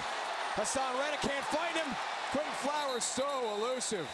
And a flag flies late. We might have another potential targeting here. Let's see. It's Delvon Randall, who had that big hit a moment ago on Quentin Flowers. Flowers was headed down. The flag came in that vicinity of a potential personal foul. Let's check it out. Randall, a true freshman from Monroeville, Pennsylvania, outside Pittsburgh. And these are the targeting fouls potentially that I have a problem with. When you're running the football and you don't know how the person is going to make a move and to still get called for something like that, you got to pick that flag up, and I hope they do. There's no foul on the play for targeting because the player was not defenseless. The result of the play is a first down. Good job by the referee. They're just outstanding.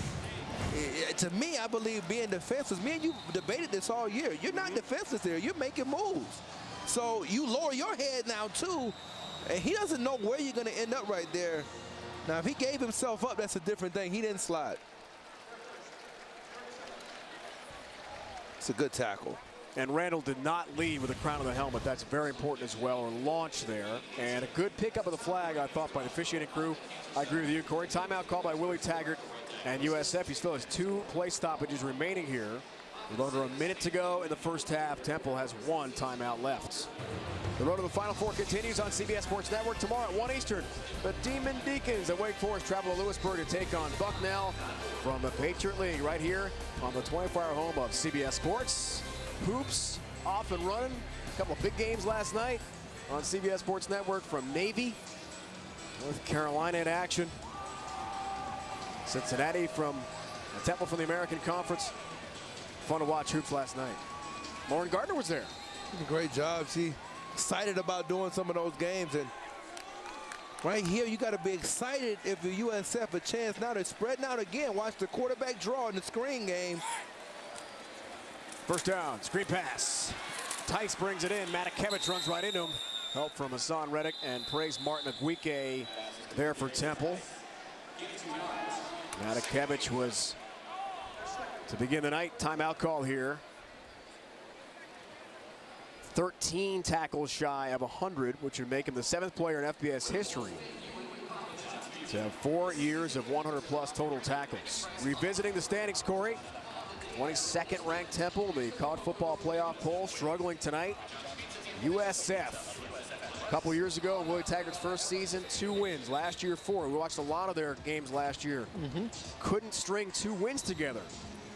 But he's recruited so well in the Bay Area, and it's starting to come together for Coach Taggart and USF. Well, I get on to you quite a bit, Dave Ryan, and I tell you right now, one thing you said is that this team had turned the corner after that Syracuse game. And tonight it looks like, you may be right, this looks like a program changer so far. Taggart's never beaten a ranked team. We saw that. Temple can clinch the American East with a win tonight and a spot in the December 5th American Conference Championship game. So much at stake here. Second down, play fake to Tice. Flowers, lots of pressure, and down he goes. Hassan Reddick is right in the middle of that, along with Nate D. Smith. One of the top sack masters in the American, 2nd in the conference. That's 7.5 sacks in the year for Nate. And these 2 guys are just so intriguing for me to watch, especially Nate D. Smith. Played Mike linebacker a year ago. Now he rushes over deep offensive guards and offensive tackles. And watching Reddick run around with his unbelievable speed.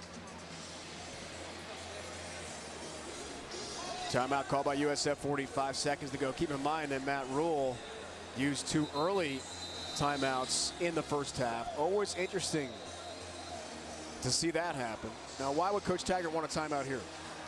Well, I think he understands that if they can pick up some yardage here, they can kick a field goal. And what he wants to do is get out of here with 3 points. And remember, we've got a field goal kicker who has some confidence coming off of 2 field goals in the rain a week ago. So they've got to get the right play on here. They don't want to have a negative play to take them out of field goal range. That's why he called a timeout. Third down. Flowers, shotgun. Wrestled down again. Nate T. Smith, Hassan Reddick all over Quentin Flowers. Now no timeouts remaining in the first half, so Nadelman and the field goal unit will have to hustle on here. Loss of 1 for Flowers on the last run. Long field goal attempt coming here for Emilio Nadelman. 8 of 14 on the year. Longest 40. Timeout. Simple. And Matt Rule uses his last timeout. 30 seconds. Well, if you're thinking about getting the ball back, maybe that was 15 seconds that you let run off before you could have called a timeout. Gives USF a break there because I thought they were kind of rushing the special teams unit out. Well, you know, they were rushing it out, but when he called a timeout, there was 45 seconds to go. So when they run that play, even though he took a negative play, not necessarily a negative play, picked up maybe, well, he did. He lost a yard.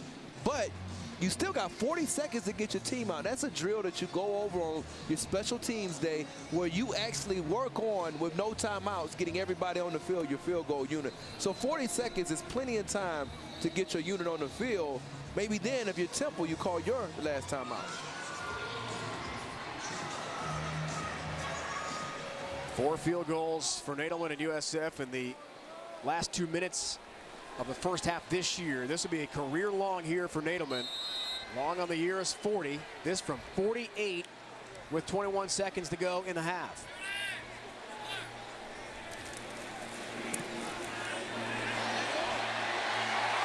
And he's got it. Plenty of leg for Emilio Nadelman. Coach Taggart told us yesterday the competition had been open between kickoff man Michael Hill and Nadelman to kick field goals, and Nadelman has answered the call every time. He certainly did there. You know, watching him in the pregame warm-ups, he was hitting from this range with no problem. And so it wasn't a surprise that not only he got the opportunity, when you could do what he did last week and persevere after missing a 23-yard field goal early in that game when Matthias Shabbat didn't get the laces around, make those 2 key field goals to be the difference maker, you're going to have confidence as a kicker.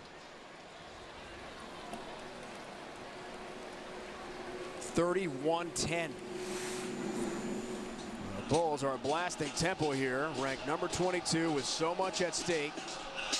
The Owls trying to wrap up the American East. Willie Taggart from Bradenton, went to Manatee High School, was a superstar quarterback who went to Western Kentucky and broke every record in WKU history for QBs. Returning home to try to bring the Bulls back. Big step tonight, directional kick from Hill. They've had trouble here, watch it. Jagger Gardner, short hop, he made a great play just to field that cleanly. And Bird wrestles him down at about the 36. That was a dangerous play on special teams for Temple again with 10 seconds to go in the half. So what's in the line here? 4 teams bowl eligible already. Navy won today as they blasted SMU in Annapolis. Keenan Reynolds, another huge game. They're bound to move up in the college football playoff poll, Corey. They really are. The thing that I find interesting about this conference, because a lot of people have said it's top heavy. You've got 4 teams that are as good as any in terms of the top of your conference. Look at those teams below. Those teams all still have a chance to go to a bowl game. Memphis on top of Houston, 27 at halftime. P.J. Walker, trouble with a handle. Regains and fires to Benjamin. And about the 46-yard line to end the first half. A dream opening 30 for the home team tonight in a statement game against Matt Rule and Temple, ranked number 22 in the nation. 2 touchdown passes for Flowers and a touchdown run, and it's Coach Willie Taggart joined by Melanie.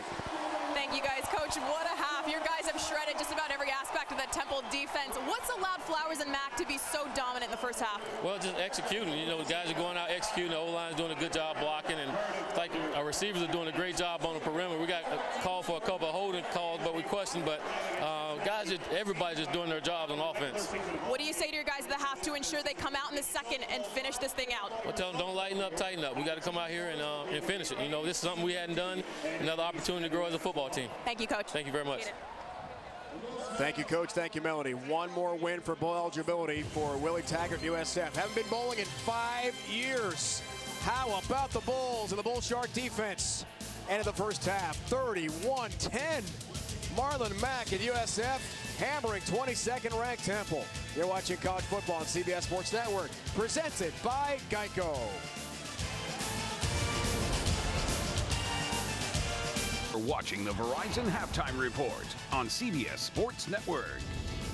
Welcome in. Surprise, surprise. It is 31-10. Temple a chance to win the East Division in the American tonight. Not so fast. 31-10 at the break. Brent Stover, Houston Nutt. Christian Fourier, what stands out for you so far? Well, I'll tell you what, I know Matt Rule, head coach of Temple, warned his team that this is a very dangerous South Florida team. They've only lost one game at home, and their 3 out of their 4 losses have come from teams that are ranked in the top 25, Florida State, Memphis, and Navy. Now, their biggest deficit Temple has overcome has only been 10 points, and that was to Penn State. So asking them to come back from 21 points is tough. They need to find a way to stop Marlon Mack and Quentin Flowers. Right now, those 2 guys are killing them offensively. Welcome back to the Verizon Halftime Report. Quentin Flowers, 9 of 10 in the first half. How about Quentin Flowers right here? Little job right here, escape. No, he's going to throw it to Marlon Mack for 6 points. Good job. Flowers $173 through the air, 2 touchdowns, 31-10. USF knocking off Temple.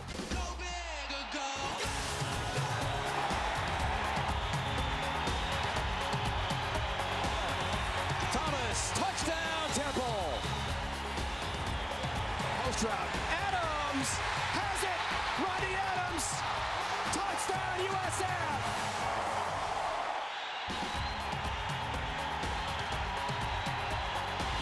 Great first half. Big game in the American Conference East. Our Quicken Loans first half numbers. Corey James, what do you think here? I mean, you see the domination. They haven't been in a lot of third downs, but Temple has struggled on that down to sustain drives. Interesting to see what these adjustments are going to be. Welcome back, everyone, to Tampa. Dave and Corey. Melanie Collins on the field will join her again in a moment. So much at stake today. Temple trying to clinch the American East, the first ever American East-West, and go to the conference championship game. Meanwhile, USF can climb a game within Temple with a win tonight, and Willie Taggart's team could still win the division and go to the title game. They could, and if you're Temple, this is where you want to be. You've outscored opponents in the second half 186-61. But if they're going to do it, they're going to have to stop these 2 guys that we saw just dominate the first half, and that was Quentin Flowers, excellent with the zone read, reading the mesh points here in the open field. He delivered punishment on that play. Another time down in the red zone, he executes. And then Matt stuck his foot in the ground, found the cutback lane behind Joe Begovic, and also 3, and he scored. And these 2 players that made the big plays, Temple has to tackle better in the second half. You just saw an example. Why? They got to find a way to create some turnovers. They've been a second half team because they've created turnovers. And then USF, they've got to stay ahead of the chains. You can't get behind the chains and getting 3rd and long. They've struggled on that down, and don't give up the big play. The only way, really, Temple has enough time to get back in the game. That was tonight's E-Trade game plan. We'll see what Matt Rule has in mind for this critical second half for Temple. You're watching college football on CBS Sports Network, presented by Geico. USF, most points all year, had been 17 against SMU. Temple gives up the most points it has all year. It had been 17 against SMU. How about that? Wow. Each team beat the Ponies. Mays kicks off. Dearness Johnson ventures out. Johnson looks for a lane. Brandon Shippen stands him up, sends it backwards outside the 25. Back down to Melanie Collins on the field. Thank you, Dave. Well, I spoke with Matt Rule just before the second half here. He didn't seem too worried, and his message was very simple. He said, I told our guys they have nothing to lose. We just need to go out there and take one drive at a time and play the football that we know we're capable of. They know about comebacks. Been behind now, Melanie, 4 times at halftime this year, but not this deficit. It's the largest halftime deficit of the season for Temple. Been a magical year. Their best in school history, 8-1, undefeated in league play.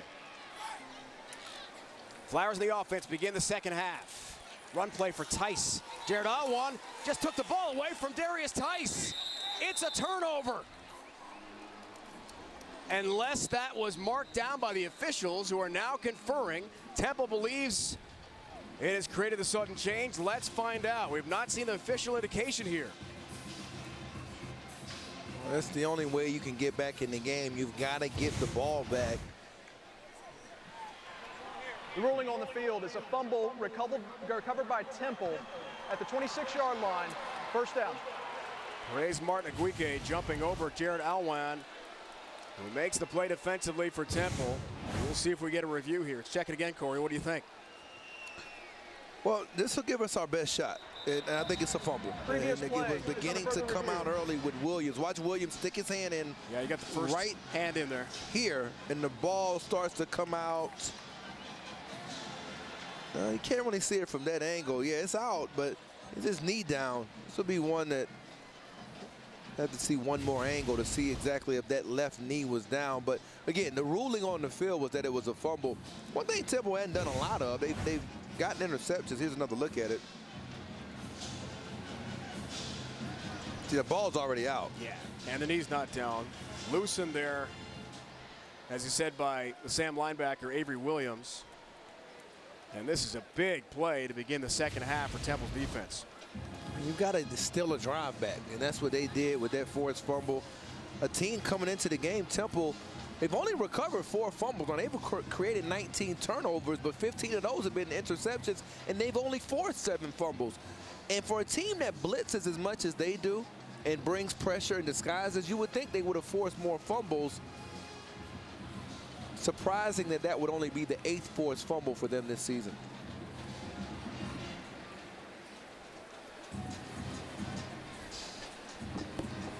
Run defense, second in the American Conference, 12th best in the nation. Scoring defense, first in the American and 20th best nationally. So praise Martin Aguique and the Temple defense for Matt Rule. Certainly got the job done throughout the year until tonight, where USF has just run wild between Flowers and Mack. Almost 140 rushing yards in the first half and 3 touchdowns. It accomplishes 2 goals as well. And we'll hear the referee's call here. After review, the ruling on the field stands. Temple ball, first down. Game changer. Big play for praise Martin Aguique and the Temple defense. And on a short field, a sudden change. Here come the Owls. This is where they want to be. They are a dominant second half team. We can't stress that enough. Let's see if they can finish off what they've started. On first down, play fake. Walker gonna run with it. Augie Sanchez and Jamie Angry Bird make the play defensively for USF. Bird switching to the Husky back, basically a nickel from his free safety spot last year. Led the team in tackles at 95 a year ago. Reluctant at first to make that change. He's been a big star this year for USF defense. Big moment here for Temple. Trying to cash in on the Tice fumble.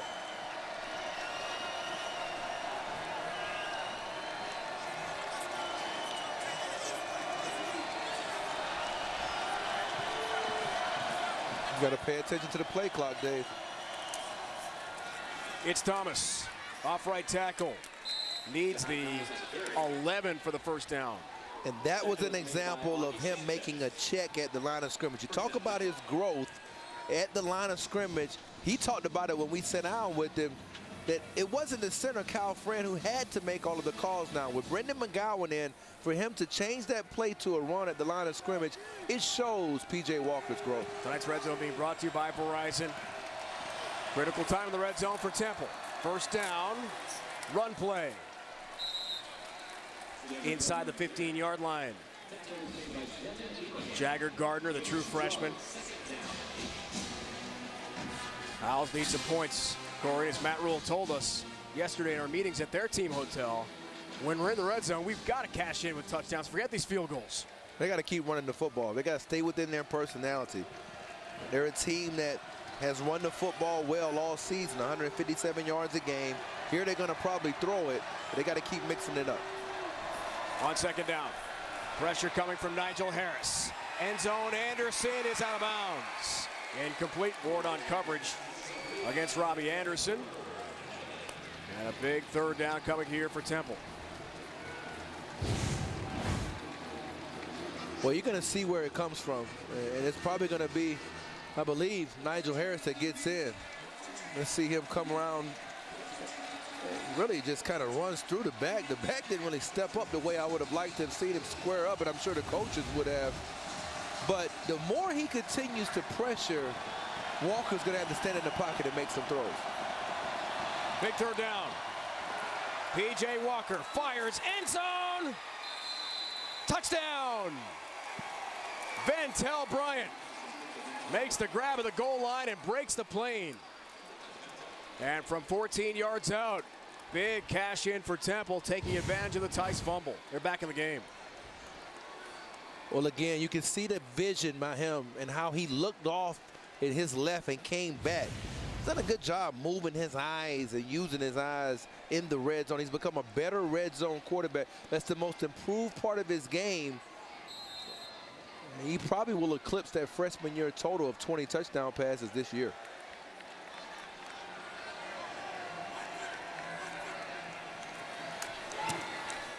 Jones has the PAT. We got ourselves a new game here. Ventel Bryant, got to be so special. Redshirt freshman from here in Tampa, Jefferson High School.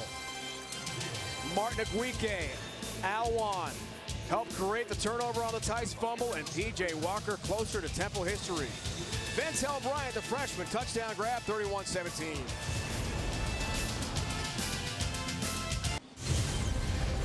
College football on CBS Sports Network is being brought to you by Chick-fil-A. We didn't invent the chicken, just the chicken sandwich. By LG. Do game day right with LG, official partner of the NCAA. And by Icy Hot Smart Relief TENS Therapy. Turn off pain. Nice look in Tampa, Amalie Arena, home to the Tampa Bay Lightning, reigning Eastern Conference champs of the NHL. The American East, Temple trying to clinch the division championship, go to the American Conference title game. USF could get within one game of the win here in that West Division showdown, Corey. Memphis, Houston's now 27-14. Greg Ward Jr. has been knocked out of a game for Houston. 2 TD passes for Paxton Lynch. And the Tigers trying to get the big road win and give the Cougars their first loss of the season. And I actually thought the quarterback replacing him, I believe, was Cal Posmer. That's right. I liked him at receiver for Ward earlier in the year, and the reason they moved him into the lineup as the backup quarterback was in case something like this happened. And now you've got to rely on him, maybe your second best receiver, to pull out an undefeated season for you. Mays to kick off. Dearness Johnson lets that go back for a touchback. Bulls will get it at the 25. P.J. Walker's TD pass to Ventel Bryant gives him 48 career touchdown tosses. That is one shy of the all-time Temple record held by Henry Burris back in the old Big East days, where Temple struggled so mightily. Oh, Henry Burris. Got to keep in mind, Temple was the laughingstock of college football, as we see the possessions here breakdown, for a long time. In their first 39 Big East games, they went 1-38. Wow. So this is a huge turnaround for the Owls. Flowers the offense back in the field. Off the fumble from Tice that led to the Walker to Bryant touchdown connection. Get Temple right back in the game here.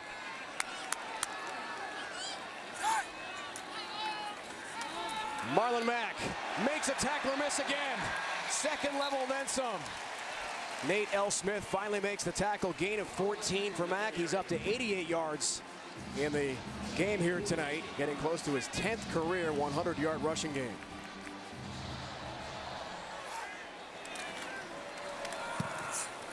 Mack again on first down. Dances through traffic. Praise Martin Aguique and Hassan Reddick bottom of the pile there for Temple. Gain of 4 for Marlon Mack. A nice meeting with Marlon yesterday. What do you think about him personally? I like his attitude. Yeah, serious. And a great player, clearly. Mack on second down. Slung down at about the 46-yard line there by Hassan Reddick. Gain of 3. Mack, so emblematic of this resurgence with USF football, is from nearby Sarasota.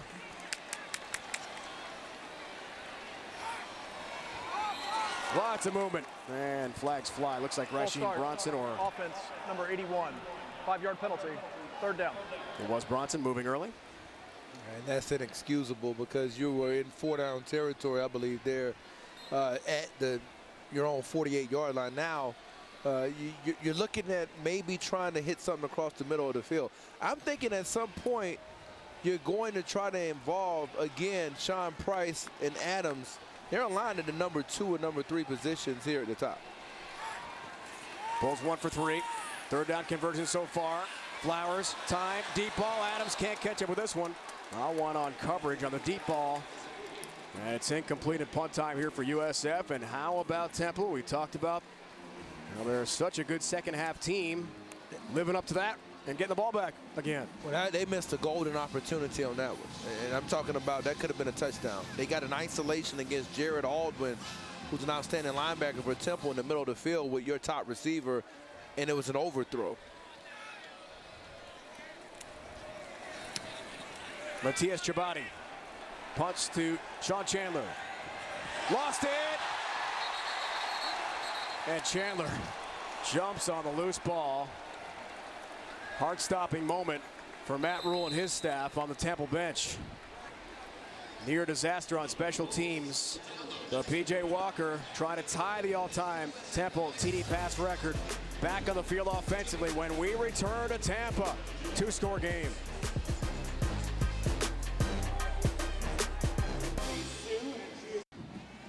Temple number 22 in the college football playoff poll. Suddenly a two-score game. 31-17, USF and the Owls in a critical American Conference East showdown. P.J. Walker, check the Sonic QB profile. Off that TD pass to Ventel Bryant. And we talked about his demeanor. We met with P.J. a couple times this year. Almost has that NFL-type feel to him, doesn't he? He does, and I think he wants moments like this because they are a run-based team. But remember, they were a pass-oriented team during his freshman year when he burst onto the scene. He told us his major improvement has been ball handling, decision making, and basically not making key mistakes. Had one in the first half on the Nichols interception that led to a Bowl touchdown. Crunch time here for Temple.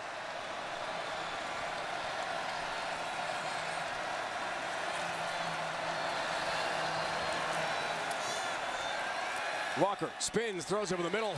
That's incomplete, looking for Ventel Bryant. Johnny Ward was closest to Bryant, who was by himself, had a good 5-yard separation there for the Owls. More on P.J. Walker, back down to Melanie. Thanks, guys. Well, I spoke with his quarterbacks coach, Glenn Thomas, pregame. They've been doing a lot of work together here throughout the season, and he was actually the Atlanta Falcons coach from 2012 to 2014, their quarterback coach. And when I spoke to him pregame, he said he's really getting better and making educated decisions, not giving up on the play, and he actually compared him to Russell Wilson. You guys are talking about NFL caliber there. What do you think about that? Pretty good comparison, Melanie, no question about that. Here's P.J. We'll see if he can put that to work, and does, right on cue. Ventel Bryant makes the catch, makes some tacklers miss. Nate Godwin finally helps shove him out of bounds for USF. Big pickup, though, for the freshman receiver, Ventel Bryant. Gain of 28 for Temple.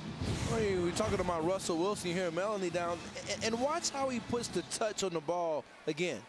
I mean, I think that's been the thing that's been impressive with him tonight because that's something that I think he can improve on still.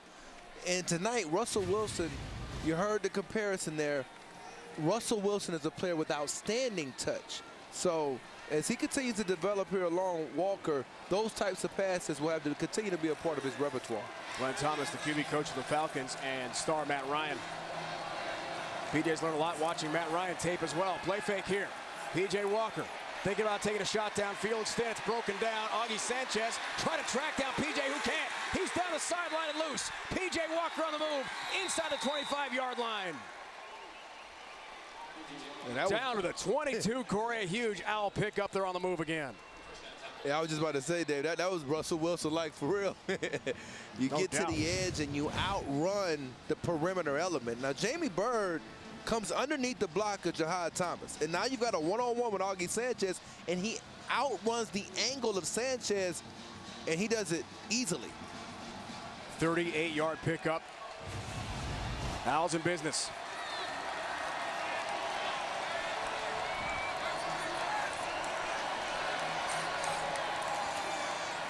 Jahad Thomas has room. Jahad Thomas close to the 15-yard line. Tayshawn Whitehurst makes the play defensively there for USF. 7-yard pickup for Thomas.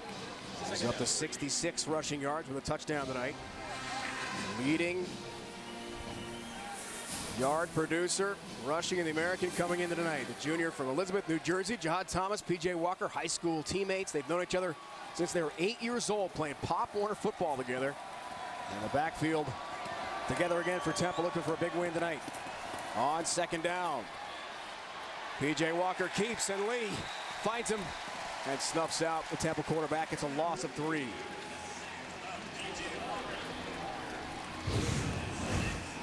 That time Walker decided to keep it, and he was able to avoid Bird. Look at the length by Lee. The praying mantis there. I like that praying man. He's got the reach. Just the wingspan is tremendous. 6'3", 260. And he looks the part, doesn't he? Yeah, he does. Senior from Daphne, Alabama.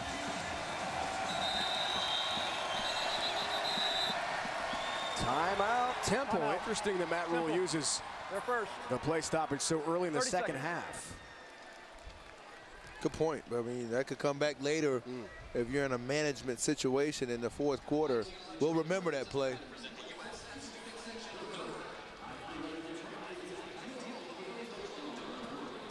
We'll see what Coach Rule and the Brain Trust has in mind here for Temple. Thursday on NFL Network, Marcus Mariota leads the Titans in an AFC South clash with the Jags. See it only on NFL Network. Thursday Night Football at 8, only on NFL Network.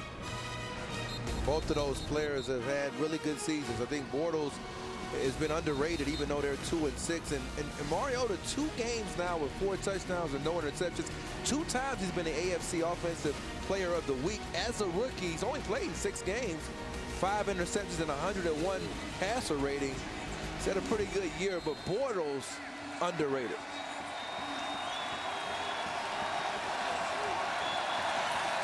Off the timeout, big play, third down. Walker fires. Nichols breaks it up, intended for Ventel Bryant. Dietrich Nichols trying for a second pick in the game.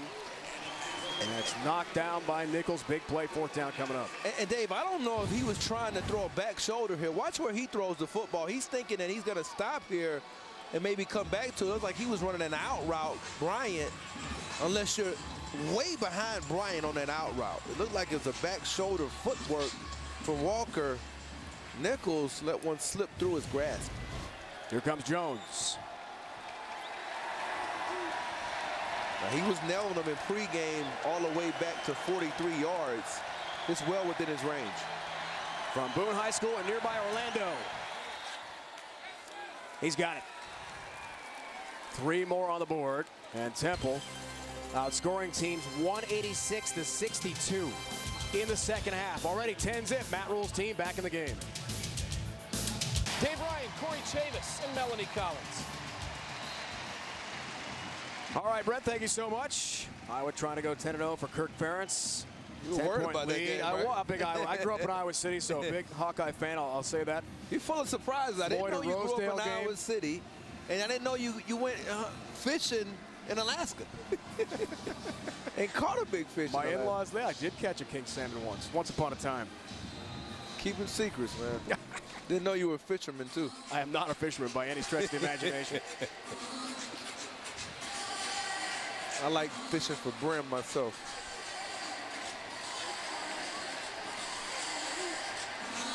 Mays kicks off. Johnson lets that go over his head for a touchback. Marlon Mack back in the field. 8 carries, 95 rushing yards, and a touchdown so far. You see that flat-out speed. He outran Chandler. He's had a couple of long runs. He's been behind him. That time he beat Matakevich in coverage. Mack has been spectacular. Not a Mack truck, more like a Corvette tonight.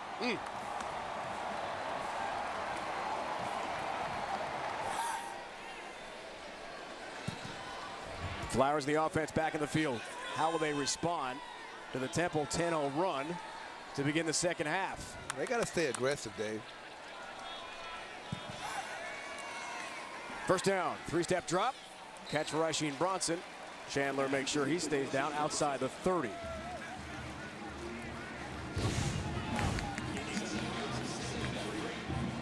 They all, the 3-step passing game, the quick passing game, they're taught to cut block it. It was a good job by Michia on the left side of their offensive line. Their lines played well tonight. They really have. Second down. It's Mack. Gets the edge, gets the first down. Wells makes the tackle defensively for Temple.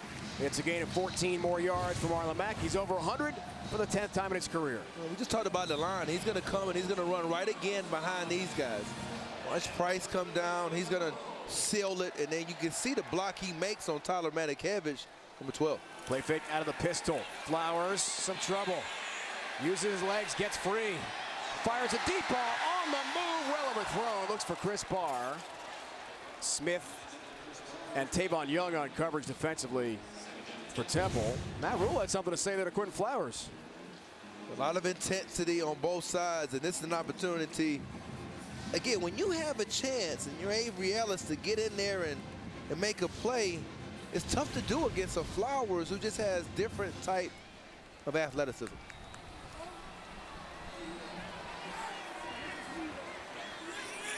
Second out here.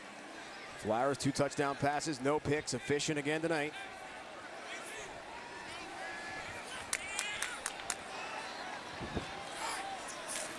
On second down, design QB run. Flowers awfully quick.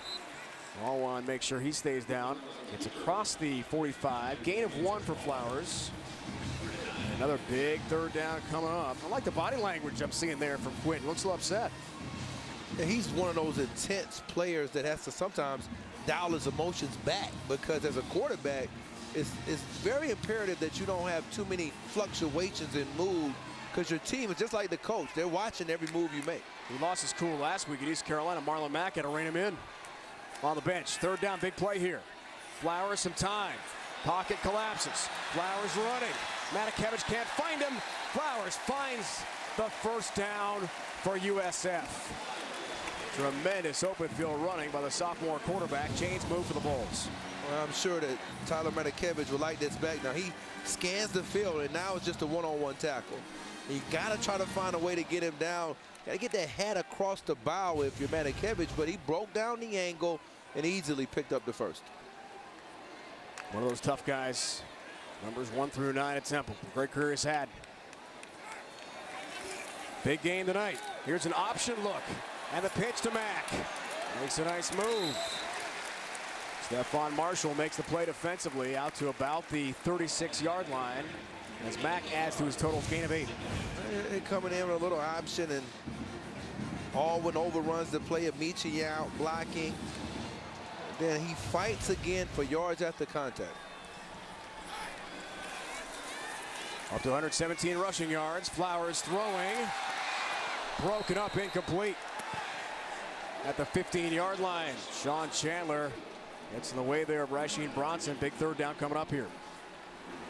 Trying to give Bronson an opportunity on the outside because he's doing a good job of blocking. The protection is there, and that pass is thrown behind Bronson. Not a good throw from Flowers, who had Bronson open, gave Chandler a chance to recover because he threw it behind him.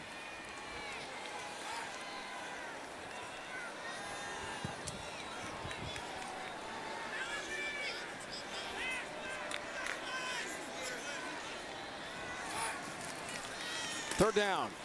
Fake to Johnson. Flowers runs again. Lunges ahead. He needs the 34 for the first down. Matakevich made the play defensively. And the Bulls move the chains on a huge conversion. First down USF. Well, what he does is, again, make people miss in the hole. And that time it was Sean Chandler. And he comes up and he has an opportunity to stop him. And they could have gotten off the field potentially. And he's taking it into his own hands in these third and short situations.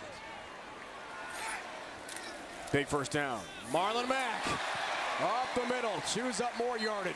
Matakevich tripped him up in traffic. Bulls are rolling here, Corey. And that was Thor Joswiak. You're going to see him pull around right here. He runs right behind Joswiak and goes right up inside of the down block by Joe Begovic. Off the gain of 8. Flowers keeps. Flowers almost lost the ball. Dangerous play for the Bulls. Gets to the 10-yard line. Another big run.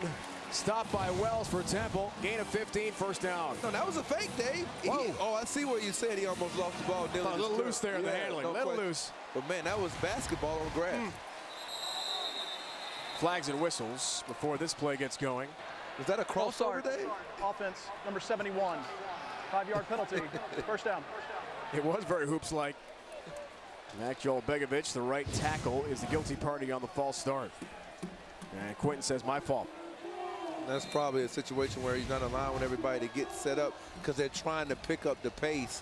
When they've gotten first downs, they've tried to go a little bit faster than even they normally do, because you see them a lot. Look into the sidelines that you saw right there.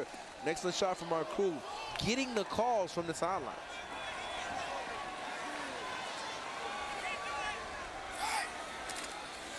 On first down, Ernest Johnson looks for the edge, and Matakevich says no. Tyler Matakevich, it's something else. He did 13 tackles, as we talked about, beginning of the game tonight. Had 6 so far this evening to get to 100 for a 4th straight year. And he's within range of the all-time Temple record for total tackles. And has become the face of the Temple program. And I think he'll be a Mike linebacker at the next level. Plays outside in their schemes the last couple of years because he's so smart. But I think he naturally is a 4-3 inside linebacker in the NFL. Been a great player at Temple. Here's second down. Play fake. Flowers. Some pressure coming. Flowers forced right. Then throws in the move, and it's incomplete. Matakevich on coverage.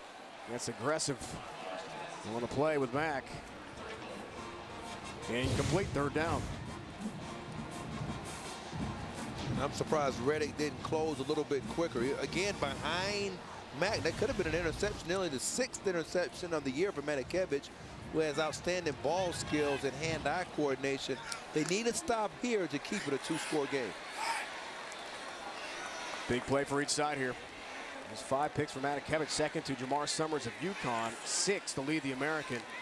Hanging to play this week. 13th play of the drive, critical for each team.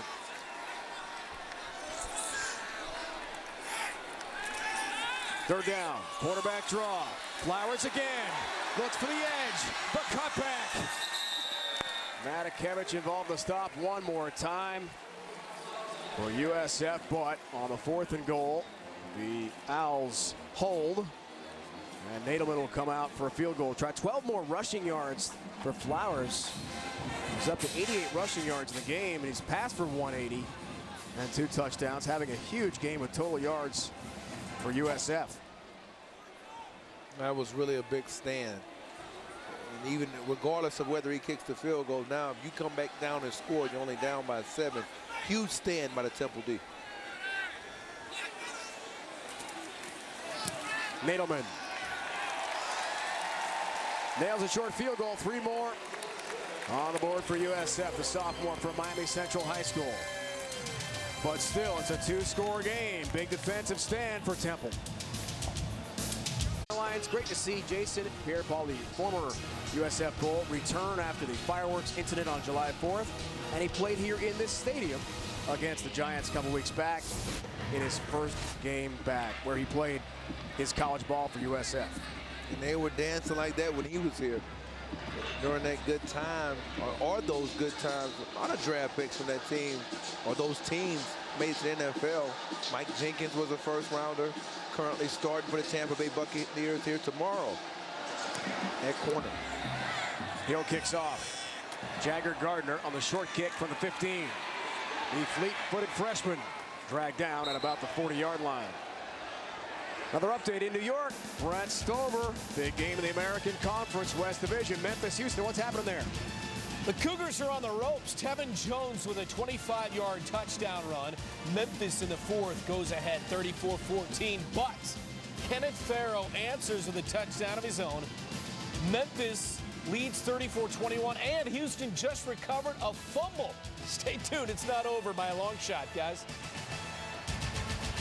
Wow, great game at TD ECU Stadium in Houston. Tom Herman trying to rally in that game. American West, Cougars only undefeated team remaining in the American. Entering play this weekend, play fake. Walker, deep ball, Anderson climbs the ladder and made a spectacular catch at the 30. What a play by Robbie Anderson in front of Johnny Ward. That was special. And a huge play for Temple, gain of 30.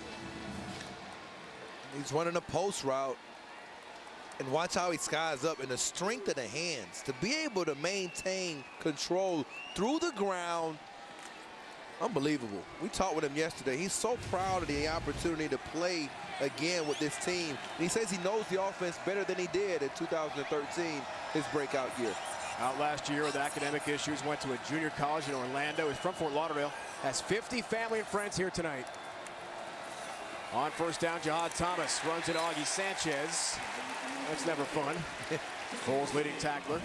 Intense sophomore leader from the Tampa area.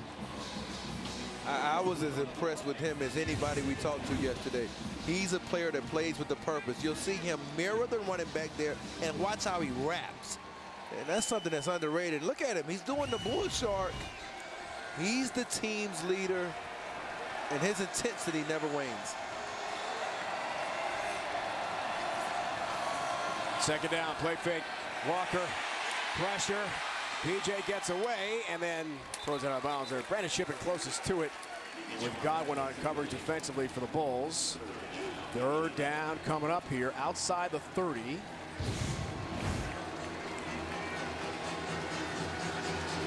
And look at old Bruce Hector, 6'2", 300, trying to chase Walker. Good luck.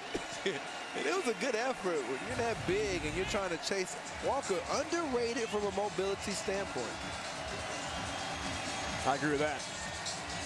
He's showing those wheels off tonight a little bit. Both quarterbacks are just so dynamic as dual threats. Third down, big play. Walker, some time, crossing route, brought in outside the 20.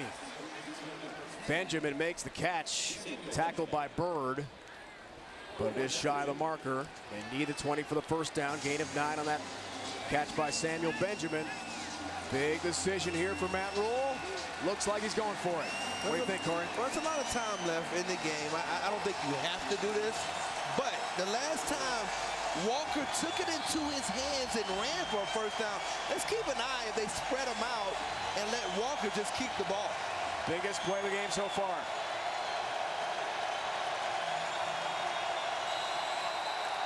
Whistles and flags first. It's a false start. Backs up Temple 5. False start. Offense, number 52. 5-yard penalty. Fourth down. So right tackle Eric Lofton, the redshirt senior from Lumberton, New Jersey. And now field goal time. Well, here goes Lofton right here. Remember, he switches positions during games. So that's a lot to ask of a player to go from right tackle to right guard during games. And why? He's doing that because Kyle Fran is out. And they're trying to give Brian Carter and Leon Johnson some breaks because of Lofton's experience. 45-yard attempt. Big kick.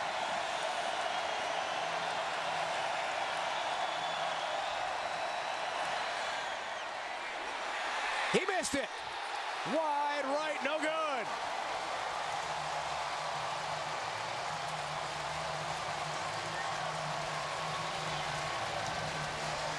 It remains a 14-point USF lead. It's interesting, this second half, it's been 10-3. You think about going into halftime, 31-10. And so the third quarter is almost over. This is a quarter that Temple normally wins. They win again, but USF has kind of stood toe-to-toe with them in this quarter. Maybe they get down here and even punch in another score. 10-3 advantage for Temple here in the third. Temple is outscoring its opponents 102-22 this year in the third. Updated tonight. So, yeah, they've been dominant in the third quarter. And USF taking the punch.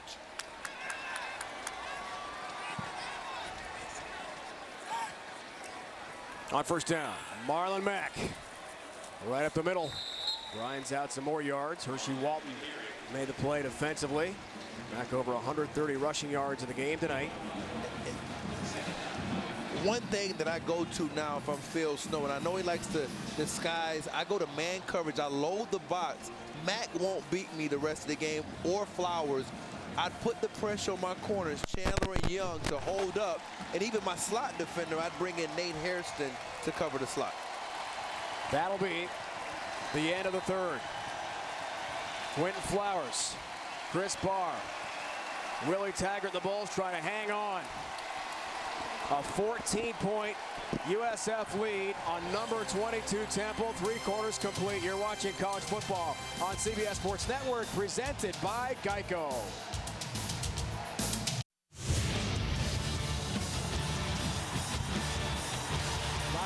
fakes the Tice. Flowers, end zone, touchdown USF. Marlon Mack, big pickup, look out. He goes into the end zone for a USF touchdown. Run in, touchdown USF. Marlon Mack can do it all. He has had a huge game getting set for the start of the fourth quarter. Mack already 131 rushing yards, couple of touchdowns, 14-point Bull lead on number 22 Temple. Welcome back to Tampa, Dave and Corey. Melanie Collins on the field as well. Who's going to finish this game? Corey's a question. I would say this is the Bulls' best game of the season so far through 3 quarters, but it's a 4-quarter game.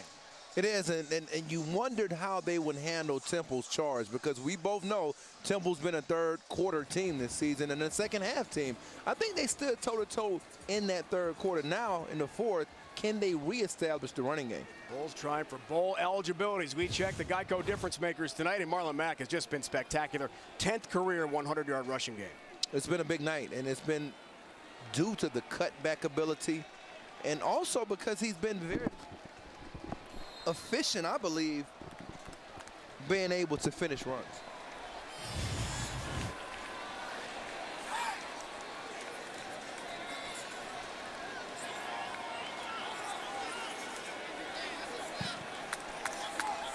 Temple trying to clinch the East in the American Conference.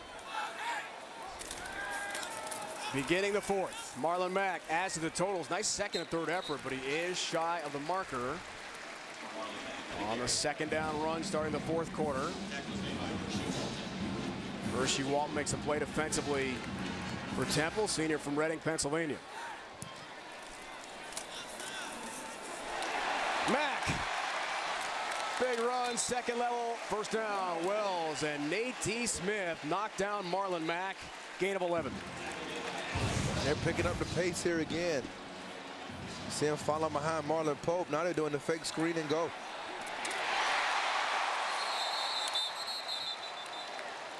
Wells on coverage that time. An incomplete pass almost brought in by Rasheem Bronson at the 35-yard line. And that was the same play they used a week ago to win the game against ECU. They faked the screen outside, and this time they threw it into the middle of the field. And Bronson, he's got given such a good effort as a blocker. They're trying to get him a ball. He's had some bad luck tonight.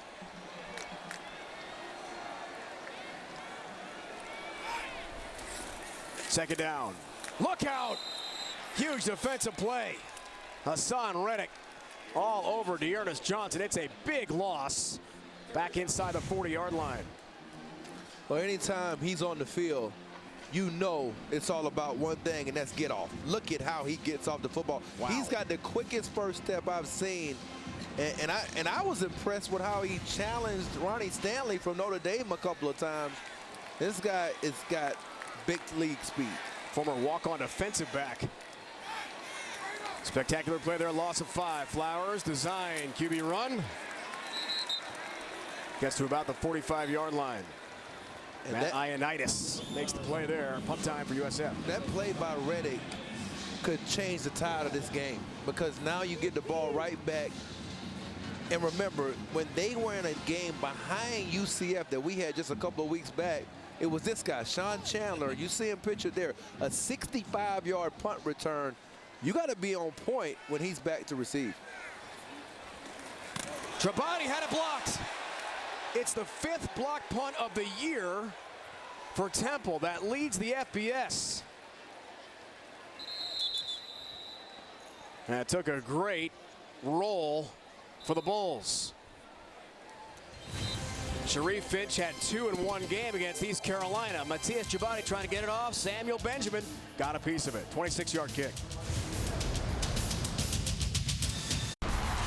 Brett Stover in New York. Kevin Hogan floats it up for Greg Twabwata for the touchdown. Number 7 Stanford within 5 of Oregon in the 4th, guys. That's all you, Adams. Brett, that's a huge game of the Pac-12. And a very big game here tonight in the American Conference, as Matt Rule knows very well. Trying to wrap up the American Conference East, but 14-point deficit to USF. Plenty of time to go. Remember, Coach Rule used an early timeout in the second half, only 2 remaining. And I'd say the biggest drive of the night, and maybe as a result of the season here for Temple. Gotta have a touchdown. Bulls show some pressure off the edge. Walker hit as he throws, incomplete, looks for Shippen. And Nigel Harris closest to him defensively for USF. So what's at stake here in the American East? Temple trying to wrap up the division in a spot in the December 5th championship game. Moved to 9-1. It's their best season in school history for Matt Rule. The Bulls can pull within one game. Clinch bowl eligibility for the first time since 2010 in the Skip Holtz era. A lot on the line tonight. Second down. Walker, more time to throw, crossing route incomplete. Sanchez on coverage there of Ventel Bryant. 3rd and 10 quickly here for Temple. That crossing route has not been kind to Temple. It was something that we asked him about in the meetings. Would that be a prime factor in the game? It has been. He's been off a little bit on that pattern tonight.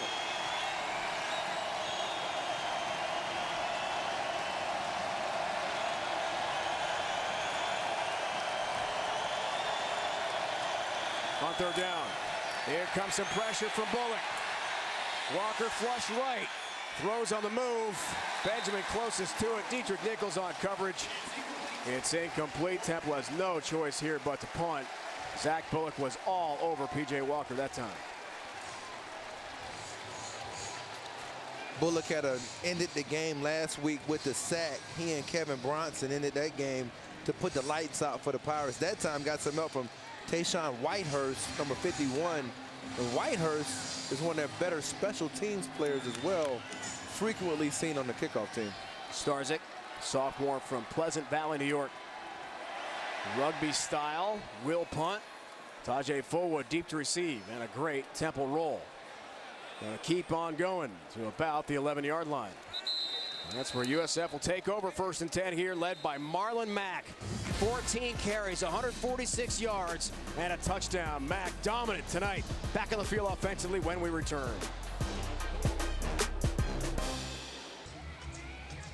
34-20, USF trying to close out 22nd ranked Temple. And the running backs, top 2 running backs scoring in the American Conference. Mack has been outstanding. He's got 10 career 100-yard games. That is 2 behind Andre Hall for the all-time USF record. And he's been all about that Maxion, boss. Tonight, that's what he's been about. And I'll give him credit for one thing, that adding on to the receiving, that's what you would expect from Thomas. Marlon showing his receiving skills here.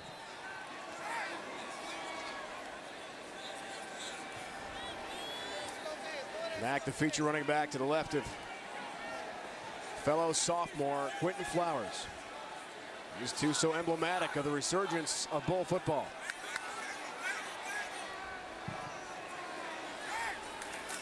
On 1st down, QB run. Sprinting right, nowhere to go.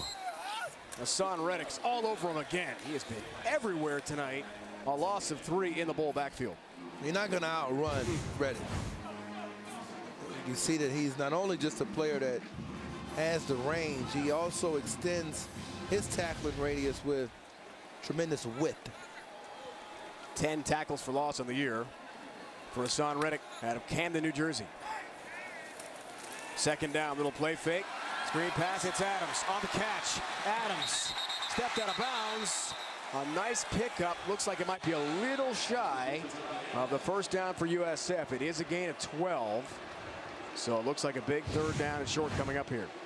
And I got to look at here is number 8, Tyree McCants. Watch this block on the outside. He's blocking Nate L. Smith, and he blocks him to the ground. And that's what I call a pancake. Oh, he's stuck. Big play again. 3rd and 1. Mack, 1st down and a whole lot more. Wells comes up from the secondary to make the play defensively. Not before 13 more yards for Mack. He's up to 159 on the night. Here's the jump cut. And that is able to avoid the tackle for loss attempt in the backfield. Quarterback draw or screen. 1st down, screen, set up. Mack has been so busy all night long. Back to Brent Stover in New York. Another update, Memphis, Houston, American Conference West. What's going on? Dave, it's a Houston touchdown. Javin Webb on 3rd and goal. The Cougars now within 6 of Memphis, under 6 to play. Guys? Oh, my goodness. Lone unbeaten team in the American, 24th ranked Houston in the college football playoff poll this week, trying for a huge comeback at home against Memphis. Big game out there. 2nd down, pump fake, and Flowers throws. Pope is wide open. Marlon Pope's first touch of the night. And the big tight end makes a big reception for USF. First down for the Bulls. Yeah, they're playing a lot of cover, too, and he's finding the hole, and that was just an excellent throw and catch. Here's Marlon Mack. So patient, looks for the edge. Matakevich can't make the play. Hassan Reddick knocked him down. You go back to the last play, you'll see that they're going to come up here, and this is where Pope ends up here, and these two safeties go this way. So you're going to inevitably see the hole. As you can see, they get deep. There's nobody there as they come up. 2nd down. Toss sweep, Rodney Adams. This is a pass play, and Rodney Adams has the corner. Nate L. Smith dragged him out of bounds with one hand, but it's a complete pass and a big pickup again for USF on the move.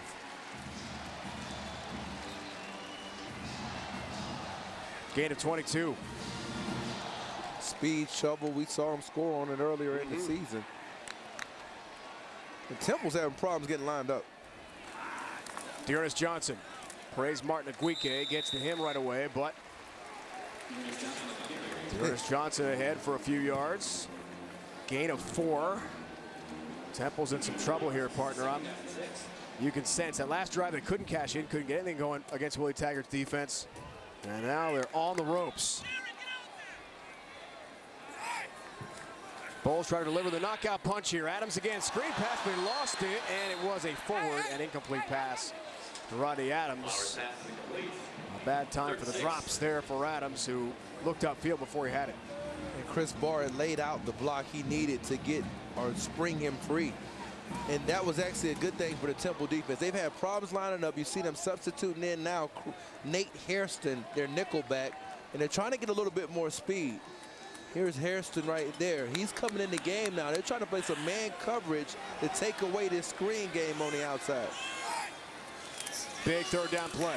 Flowers slides ahead, did not get the first down. He needed the 16 for the first for USF, and now was Willie Taggart have in mind. Coach Taggart calls all the offensive plays, bringing out the field goal unit here. No doubt about it. To make it a 3-score game.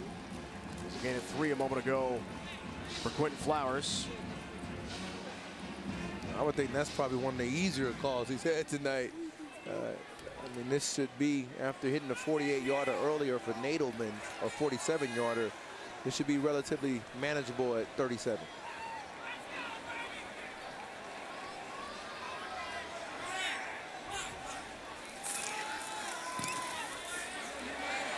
The sophomore hits another. Perfect on the night. 17-point 3-score lead for USF, closing in on the upset against number 22 Temple. College football action continues next on CBS Sports Network. We head west to the Mountain West, Qualcomm Stadium in San Diego. Mountain West matchup between Wyoming and San Diego State. Aztecs 5-0 in league play. They've won 7 straight conference games. That's tied for 6th longest in the nation. Their defense, Corey, can get it done. Yeah, that's Calvin Munson on the picture right there. And he's a player that, you know, he runs to the football. And they've got a lot of other good players on that defense. One of them, DeMonte Casey, has been one of the top cornerbacks. Also like J.J. Whitaker. They got a really good defense and always have under Rocky Long. Marlon Mack stays loose on the USF bench for Coach Willie Taggart. Run for 162 yards tonight and a touchdown. Caught 3 balls, 42 yards, and another score. And here's Hill to kick off.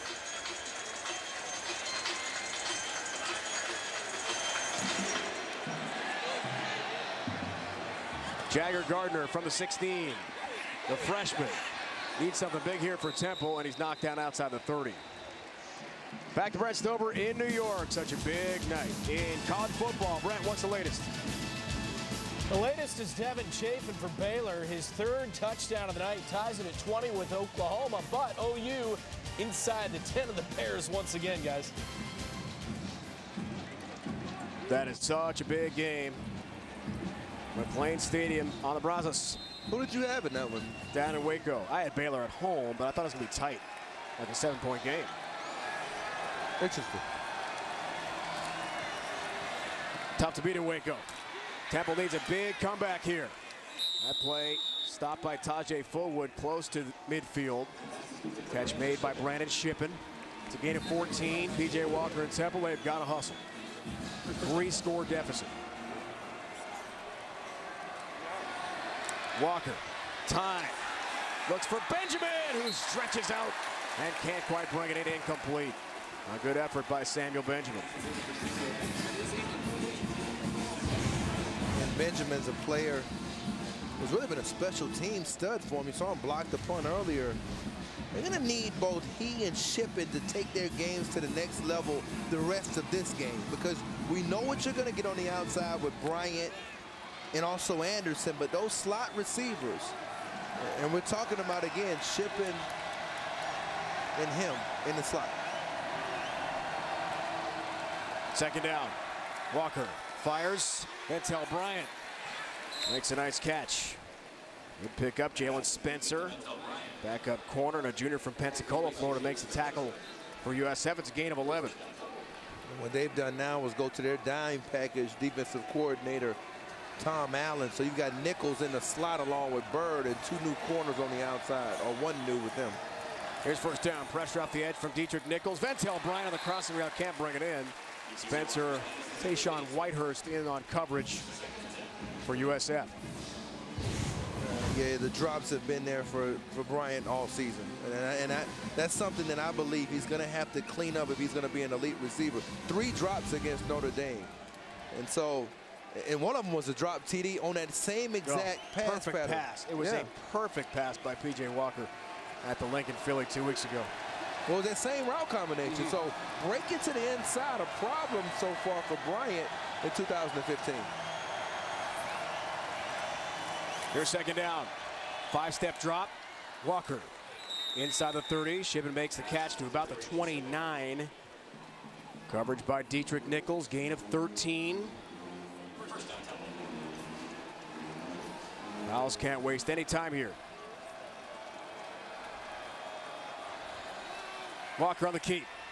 Demetrius Hill turns him back toward the middle of the field, and Eric Lee polishes off P.J. Walker, gain of 2. I thought you said something interesting there. You said they can't waste any time, and I really believe that you don't have time to run much zone read right now. You've got to throw the football every down. That's the game you're in now. Second and long. Bowles brings some heat. Knocked down. And almost intercepted there by Hector. He went up high. Bruce Hector with a big swat. Third down and 8. And if you're USF, you've been waiting on this all night.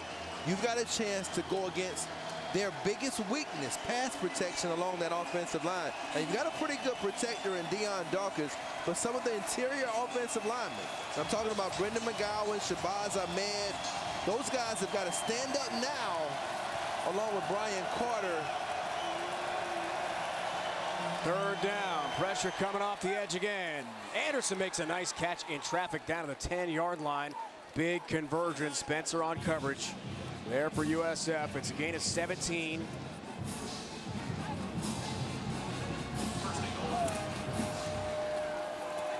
Bowles trying to get the right personnel in the field, and Willie Taggart sprinting out to call a timeout. Timeout. South Florida. With 6:55 to go. 30 seconds. In this fourth quarter. Willie Taggart saw lots of personnel, trying about half his defense trying to hustle on there. And that defensive scheme, and wisely call a timeout to avoid a penalty or a touchdown. You know, one thing that we're going to point back to from earlier in the game, because Temple has controlled time of possession most of the game, even with it being the score that it is. It's been big plays for USF. Remember that first drive when they drove all the way down the field and nothing came out of it? That drive now you're going down to make it a 3-point game. Instead, you're trying to make it a 10-point game. So some of those things now coming back to haunt them here late in the game. I believe you've got to find a way to get the ball to Anderson. I think he's got to be a player to show up here. I don't know if you could depend on Bryant here to make another play. And they're moving him to a position at that number 3. First down, Walker throws, end zone, incomplete with a flag down. Sanchez on coverage against Anderson. And we could have a pass interference call in the end zone. Let's see. Pass interference, offense, number 19. Wow. 15-yard penalty, first down. It was a PI call, but not on Sanchez, on Robbie Anderson. And this is what they call a Mike isolation route. So what you're doing is you're trying to get him one-on-one with Augie Sanchez, and you stop there for a minute and then climb him. It's a Mike climb, right? Isolation climb. And that was really an iffy call. Don't agree with that. I'm with you on that one. No reason to take off the gloves now. Not raining, but just that drop got him thinking a little bit. Definitely. Gloves off. First down off the penalty. Walker, time, fires, incomplete at the 5-yard line again. Flag down. Chip an intended receiver. And we could have a pass interference time this time against USF. Let's see. He's got to catch the ball, though, doesn't he? Pass interference, defense number 36, 15-yard penalty, automatic first down. That's Nate Godwin, guilty party this time for USF. So back-to-back PI calls, one on the offense and one on the defense. Well, he's finding the isolation, and he's looking off to his left, going back to his right, and I don't know, maybe Godwin got his hand in there on that one. No, just missed it, and that's a pass you got to be able to reel in if you're shifting. Drops have been a story all night. Yes, really, they have. I mean, the very beginning of the game, Jennings had a couple, and it's plagued the Owls throughout this game. Desperation mode for Temple.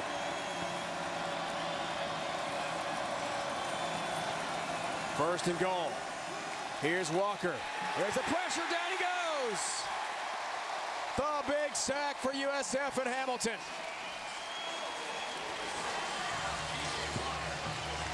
Hamilton, not necessarily known as a pass rusher, but they're running an inside twist. It's a line game. Bronson goes inside, and now they've got to pass off the lineman. They don't pass it off correctly. Second down, off a sack. Bird pressure off the edge. Anderson climbs the ladder at the 5. It's incomplete. Hoggins on coverage defensively. The energetic freshman corner for USF. Well, he's 5'8", and the first time they gave him some playing time was against Memphis. Down in the red zone, he did something similar to this. He jumped up. When we talked to Coach Tom Allen, he said he actually is our sky corner. He's the guy who'll go up and get it at 5'8", and then he'll dance too. I love the energy. You got to back it up if you're a corner. You make a play like that. It's all about confidence. Corey knows that. Cornerbacks. Third down. Walker feels the heat again. Broken up. Tajay Fullwood almost had the pick.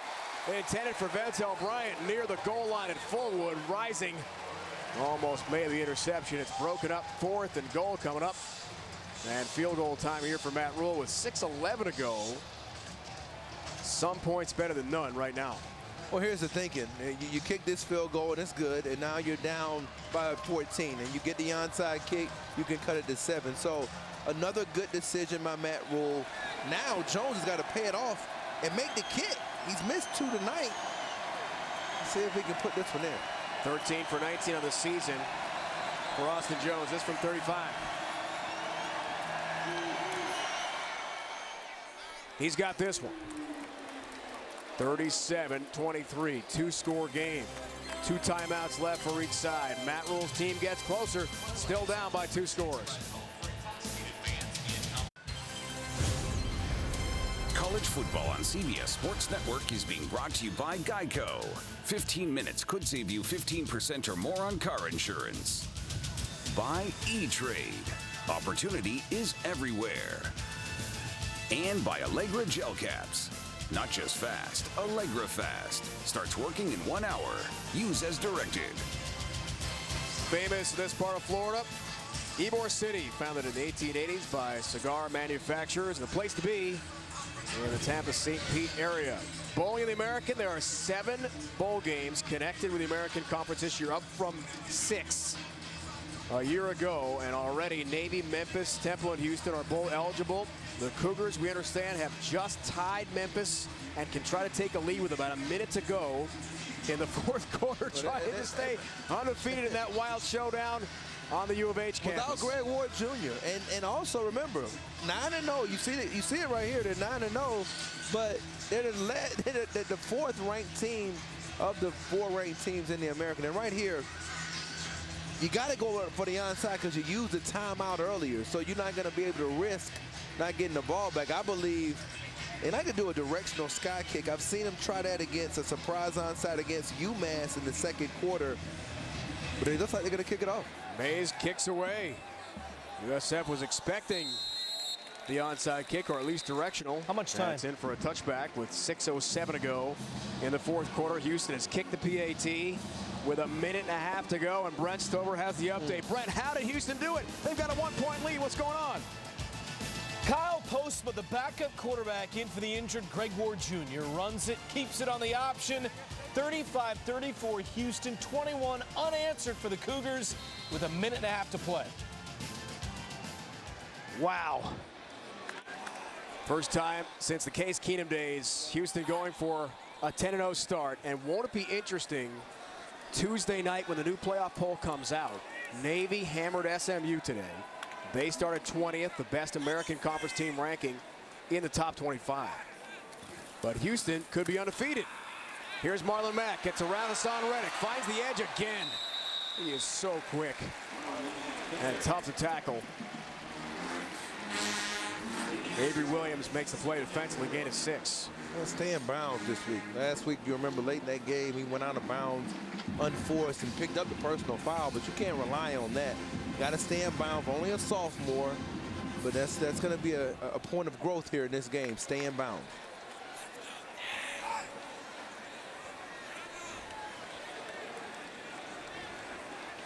.168 rushing yards in the game tonight for Marlon Mack, almost 10 yards a carry, and a receiving and rushing touchdown. On 2nd down, Mack, first down and then some. Finally tripped up by Sean Chandler. A corner for Temple, gain of 9. Well, it's been the interior of this offensive line that's gotten it done. You can see another good block by Dominic Threet. And also, the guy we haven't talked about a lot that's played well is Brenjar Gudmanson. He's handled his business inside against Ioannidis and Walton. Big first down.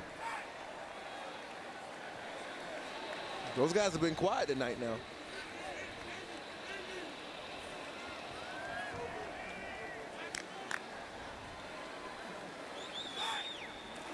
USF trying to chip some more yards in the ground. They'll do that. Dearness Johnson praise Martin Aguique. Jared Alwan trying to rip that ball out. It's a gain of 5. Johnson to the Bulls. Temple has 2 timeouts left. Would you use them here, Corey? Well, I think you're going to have to start thinking about it once it gets under 4 minutes. I'm surprised they didn't go with the onside kick because of just this. They pick up first downs, and now if you use your timeouts here, what do you do if you do score again and you get the ball back? So they've created some indecision.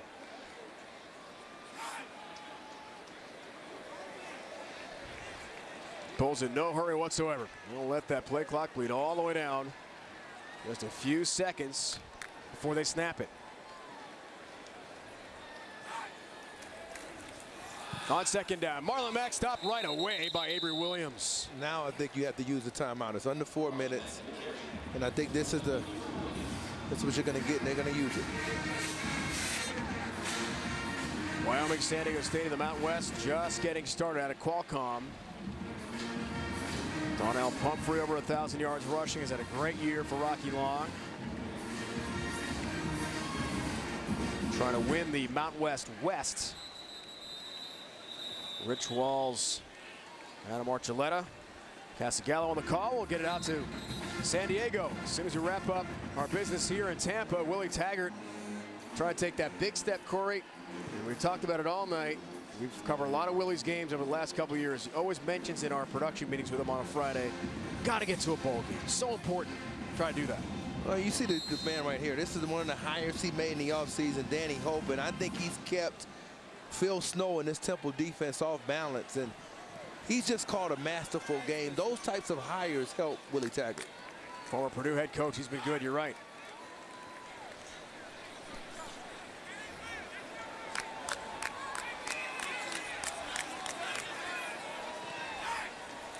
On third down, toss sweep again.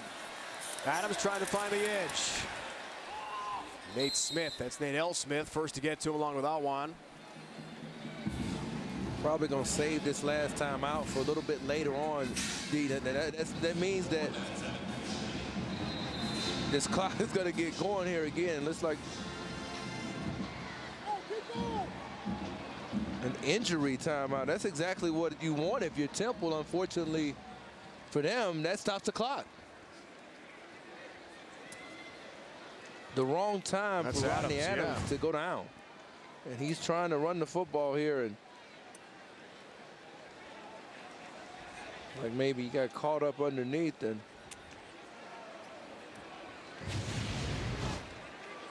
seven catches, 147 yards for Adams tonight. The big touchdown on the post route in the first half. They can't afford to lose him. Yeah. He struggles to the bench. Trainers attend immediately to him. Well, let's talk about this block punt here. We know we're going to get some pressure. I think that's key. They blocked 2 against ECU, and we've seen one already here tonight.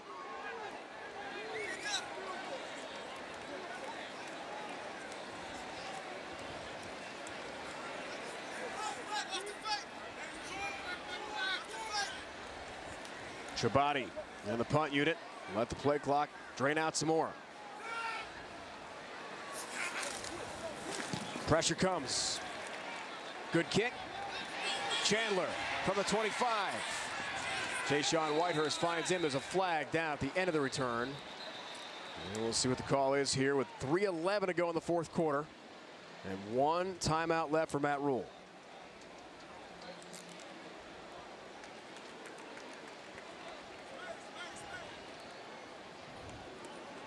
It looked like a face mask. Let's see if that's the call.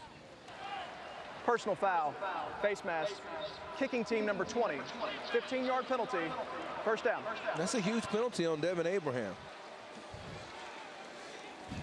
Brett Stover, that Mountain West game underway. Wyoming, San Diego State. What's going on early? A 3-and-out on the Aztecs' opening possession. Don't forget they are 5-0. They lead the West Division of the Mountain West. Wyoming now with their first possession. Incidentally, Dave, Memphis just missed a 48-yard field goal, so Houston is 19 seconds away from winning that game. Unbelievable. What a finish in Houston tonight. And the Cougars about to go 10-0 for Tom Herman in his first year. Amazing. On first down, sideline route incomplete. Anderson intended receiver with Hoggins on coverage defensively for USF. And I'm just wondering whether or not they're trying to set up an out and up. They've been going to that out route quite a bit. They've jumped it a couple of times now. Are you trying to set an out and up, a double move up on these corners? And if so, are you going to test Jalen Spencer at the bottom, number 30? And that's Ronnie Hoggins. He's a freshman, but he's been playing all year. It's the guy right here that hasn't really been tested since he's come in the game. Second down, blitz coming. Go route, deep ball. Ventel Bryant got turned around with Hoggins on coverage, incomplete inside the 10-yard line. Should Houston be ranked ahead of Navy in this week's playoff poll? Yes. 10-0.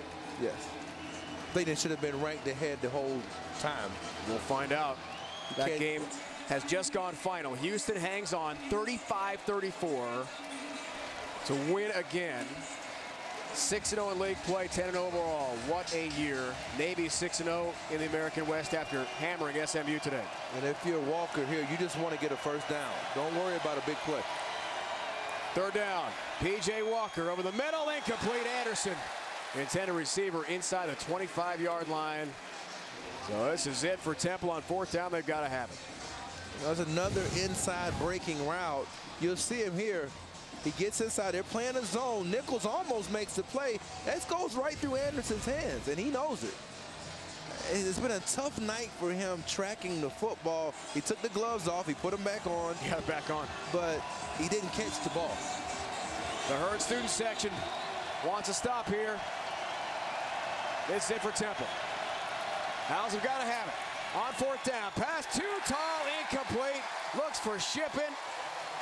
Spencer on coverage. And USF's going to get it back here with under 3 to go in the fourth. Up by 2 touchdowns. You got to give defensive coordinator Tom Allen a lot of credit. He had a plan tonight. To see a lot of what the emotion is on the sidelines, but they executed the plan. They paid, they must have had a good week of practice. Coach Taggart talked about that. It carried over to game day. And you're getting a shot of him and Ron Dugan's, wide receivers coach on the sideline, still giving signals. It's been a good night for the coaching staff of USF.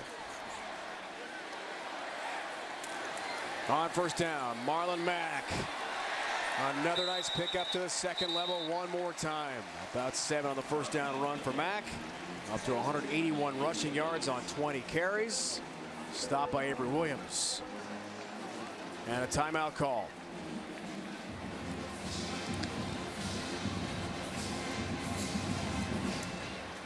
No more timeouts remaining for the Owls. What's left? Memphis losing tonight. And then UConn to wrap up the regular season on the 28th. We will have the call along with Lauren Gardner on Friday. Cincinnati, they're beating up on Tulsa tonight to go to 6-4. They become bowl eligible. Another team along with USF. And then they'll wrap up against winless UCF at 0-10. Who was that team that you said that became bowl eligible? Team UC. Cincinnati's about to if they win tonight. Hey, what I find interesting about that, Memphis, known for the big play. That's what Temple has given up a lot of the last 2 weeks. They've got to correct that problem. They've been giving up uncharacteristically big plays. There's one spot guaranteed in the New Year's Six Bowl on New Year's Eve. Group of 5 conference champ. So you got to get to the championship game. You got to win it. And then the highest ranked team in the playoff poll goes to the New Year's Six game. Who's it going to be? Marlon Mack, loose. Marlon Mack, sideline. Marlon Mack, touchdown. He's done it again. From 48 yards. The Mack attack all over Temple tonight.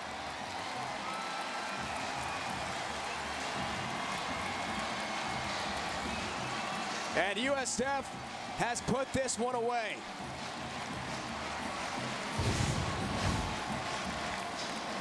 You get the lead block one-on-one from Sean Price. And then he cuts out. Look at the balance on the sidelines. It's all about that Maction, boss. And he's all about it tonight. And really for Mack, this was a statement game. Bigger than even the Syracuse performance. Another game they had to win earlier in the season. I agree with you. Biggest win perhaps of the Willie Taggart era. 230 rushing yards on the night for Marlon Mack. That's the most rushing yards of any player in the American all year long. And Temple barely got a glove on him.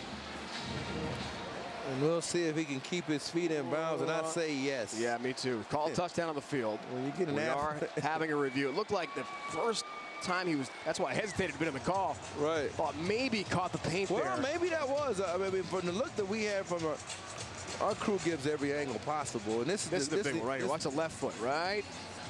No. That was daylight. Here's the one. This is the one you were talking about. Right foot. Ooh, no, the heel. Stays in. You stays think? in. Oh, yeah. Heel's awfully close. Yeah, well, I'm going stays in. All right. The ruling on the field was a touchdown. Yep.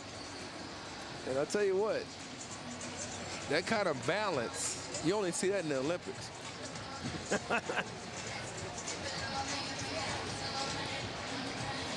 Play is under review.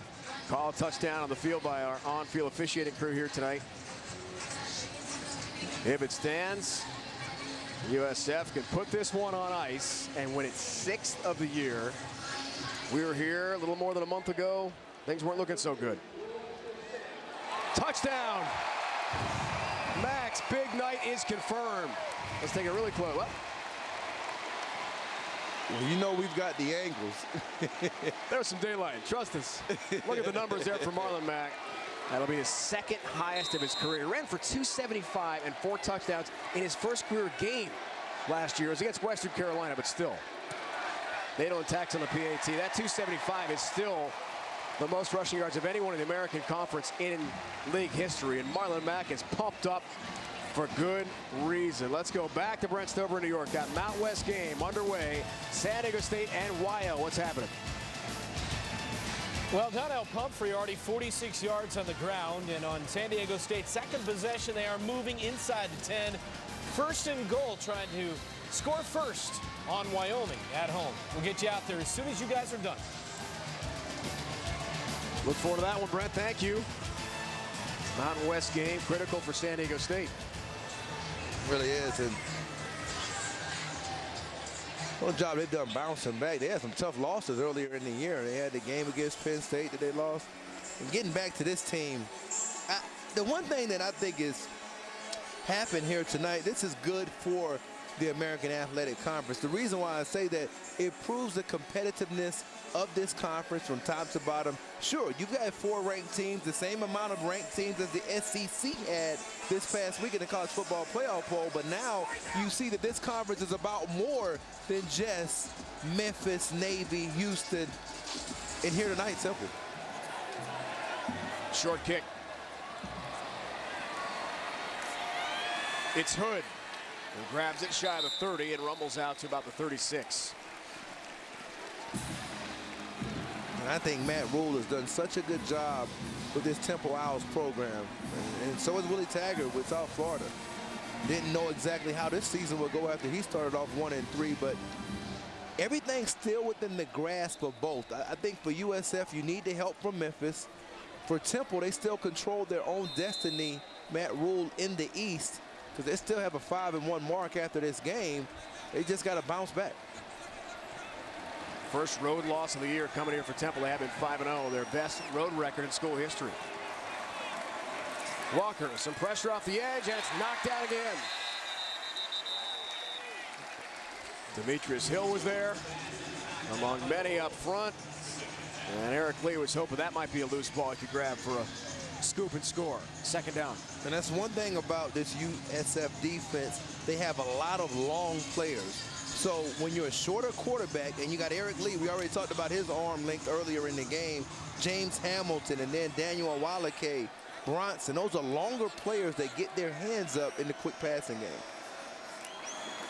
Walker, 7 straight incompletions, trying to change that. Go route, Anderson well overthrown, incomplete. Tajay Fullwood and Spencer step for step with the native Floridian, Robbie Anderson.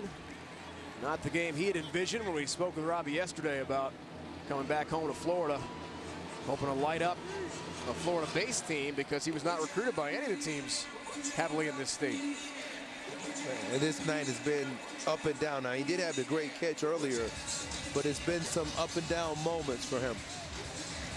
A lot of drops for Temple. They're going to have to work on that in their last 2 games of the regular season. On third down, another drop. Brandon Shipper this time outside the 40. Can't make the play. Hoggins closest to him on coverage. And it's just falling apart here for number 22 Temple. We assume Temple will be out of the college football playoff poll on Tuesday night with this loss. Their second in 3 games after the perfect start heading into the Halloween night showdown at the Link against Notre Dame. Boy, if they'd won that game, I think Temple might have been a top 10 team entering tonight's game. And now a second loss. Interesting. No doubt. Fourth down. Here comes some pressure. Walker does get the pass off. Finally caught. And Hood is stopped shy of the marker. Jamie Bird. Bronson helped make the play. A gain of 7. And USF can celebrate now. They're about to win their 6th of the year. And 5 of 6. Back to Brent Stover in New York. San Diego State on the board. What's going on in that game? Chase Price with a 4-yard touchdown run on the Aztecs' second possession. They lead Wyoming 7-0. We'll get you out there as soon as you're done. By the way, guys, Oregon has beaten number 7 Stanford as well. Oh my, Brent Stover, that's awfully big. Top 10 Cardinal and Christian McCaffrey, they go down to the Ducks. That's a huge game in the Pac-12. Stanford was making a legitimate run for a playoff spot. That changes now. Well, you make a good point. I think you got to look at what happened with Vernon Adams earlier in the year. He had the gutty performance against Michigan State, and he was not able to win that game, but he fractured that right index finger. So it wasn't until he got healthy that you really saw the true Oregon team. And then when he was able to come back and beat California at home, in a game they got down to Jared Goff and the Bears. I watched that game last week. Very impressive what Adams has been able to do for the Ducks. That is a very big upset in the college football playoff rankings. Second down. Avery Williams helps make the play defensively inside the 40. USF trying to put this one on ice here. Dearness Johnson the carry. Mack has had himself a night. 230 rushing yards. That's a gain of 4 for Johnson a moment ago. So for you, does the Notre Dame-Stanford game lose some of its luster now? No, because Notre Dame's got to win to stay in that top 4. Notre Dame beat up on Wake Forest today. No surprise there. All the top 4 teams in the college football playoff poll won today. Clemson struggled a bit up at the Carry Dome against Syracuse. Alabama, Ohio State, Notre Dame all won.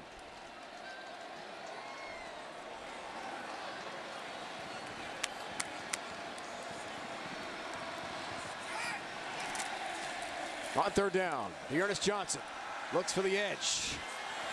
Williams says no, but there's a flag down. We could have a face mask call here on Avery Williams. Personal foul, horse collar tackle, defense number 2, 15-yard penalty, automatic first down. It's a horse collar call. It's the same result. Personal foul and the automatic first down for the Bulls. We'll give them the victory here, Corey. How about that? How's that look for USF fans? 6 wins and bowl eligibility. It has to feel good, particularly when you think about some of the other teams right behind them. Cincinnati, you mentioned them earlier. They beat a East Carolina team that's traditionally been a winner. And then UConn has found a way to win 5 games, and they too have a chance to go bowling. They've got 2 really tough games left on their schedule, though. It might be hard to win 6 for Bob Diaco's team. Flowers takes a knee. And how about the Bulls? They will go bowling in 2015. For the first time since 2010, bowl eligibility for USF. It's the biggest win in the Willie Taggart era as head coach of the Bulls. Knocking off number 22 Temple. Fans storming the field. And here comes the herd, the student section is going to storm the field. You just never see that. Melanie Collins on the field with some happy Bulls. Thank you, Dave. Coach, you just barely missed the Gatorade back there. Hey, you called this game a program changer. You're now bowl eligible, a win over a ranked team. What does this mean for your program? Oh, it's huge. It's huge. You know, I'm so proud of our players. I'm proud of this community. Just happy for everyone. You know, this is what we've been wanting for a long time, and it's been a long time. These last 2 years have been really hard, but it's glad to see our guys continue to improve, this program improving, and getting back to where it belongs. Thank you, Coach. Go celebrate. Thank you very much. The herd student section, Coach Taggart storming the field, and the goalposts are being brought down intentionally to avoid students getting hurt. What a scene here. Final 44-23, now to the Mountain West, San Diego State and Wyoming. Big game out there. Big win tonight for Marlon Mack and USF.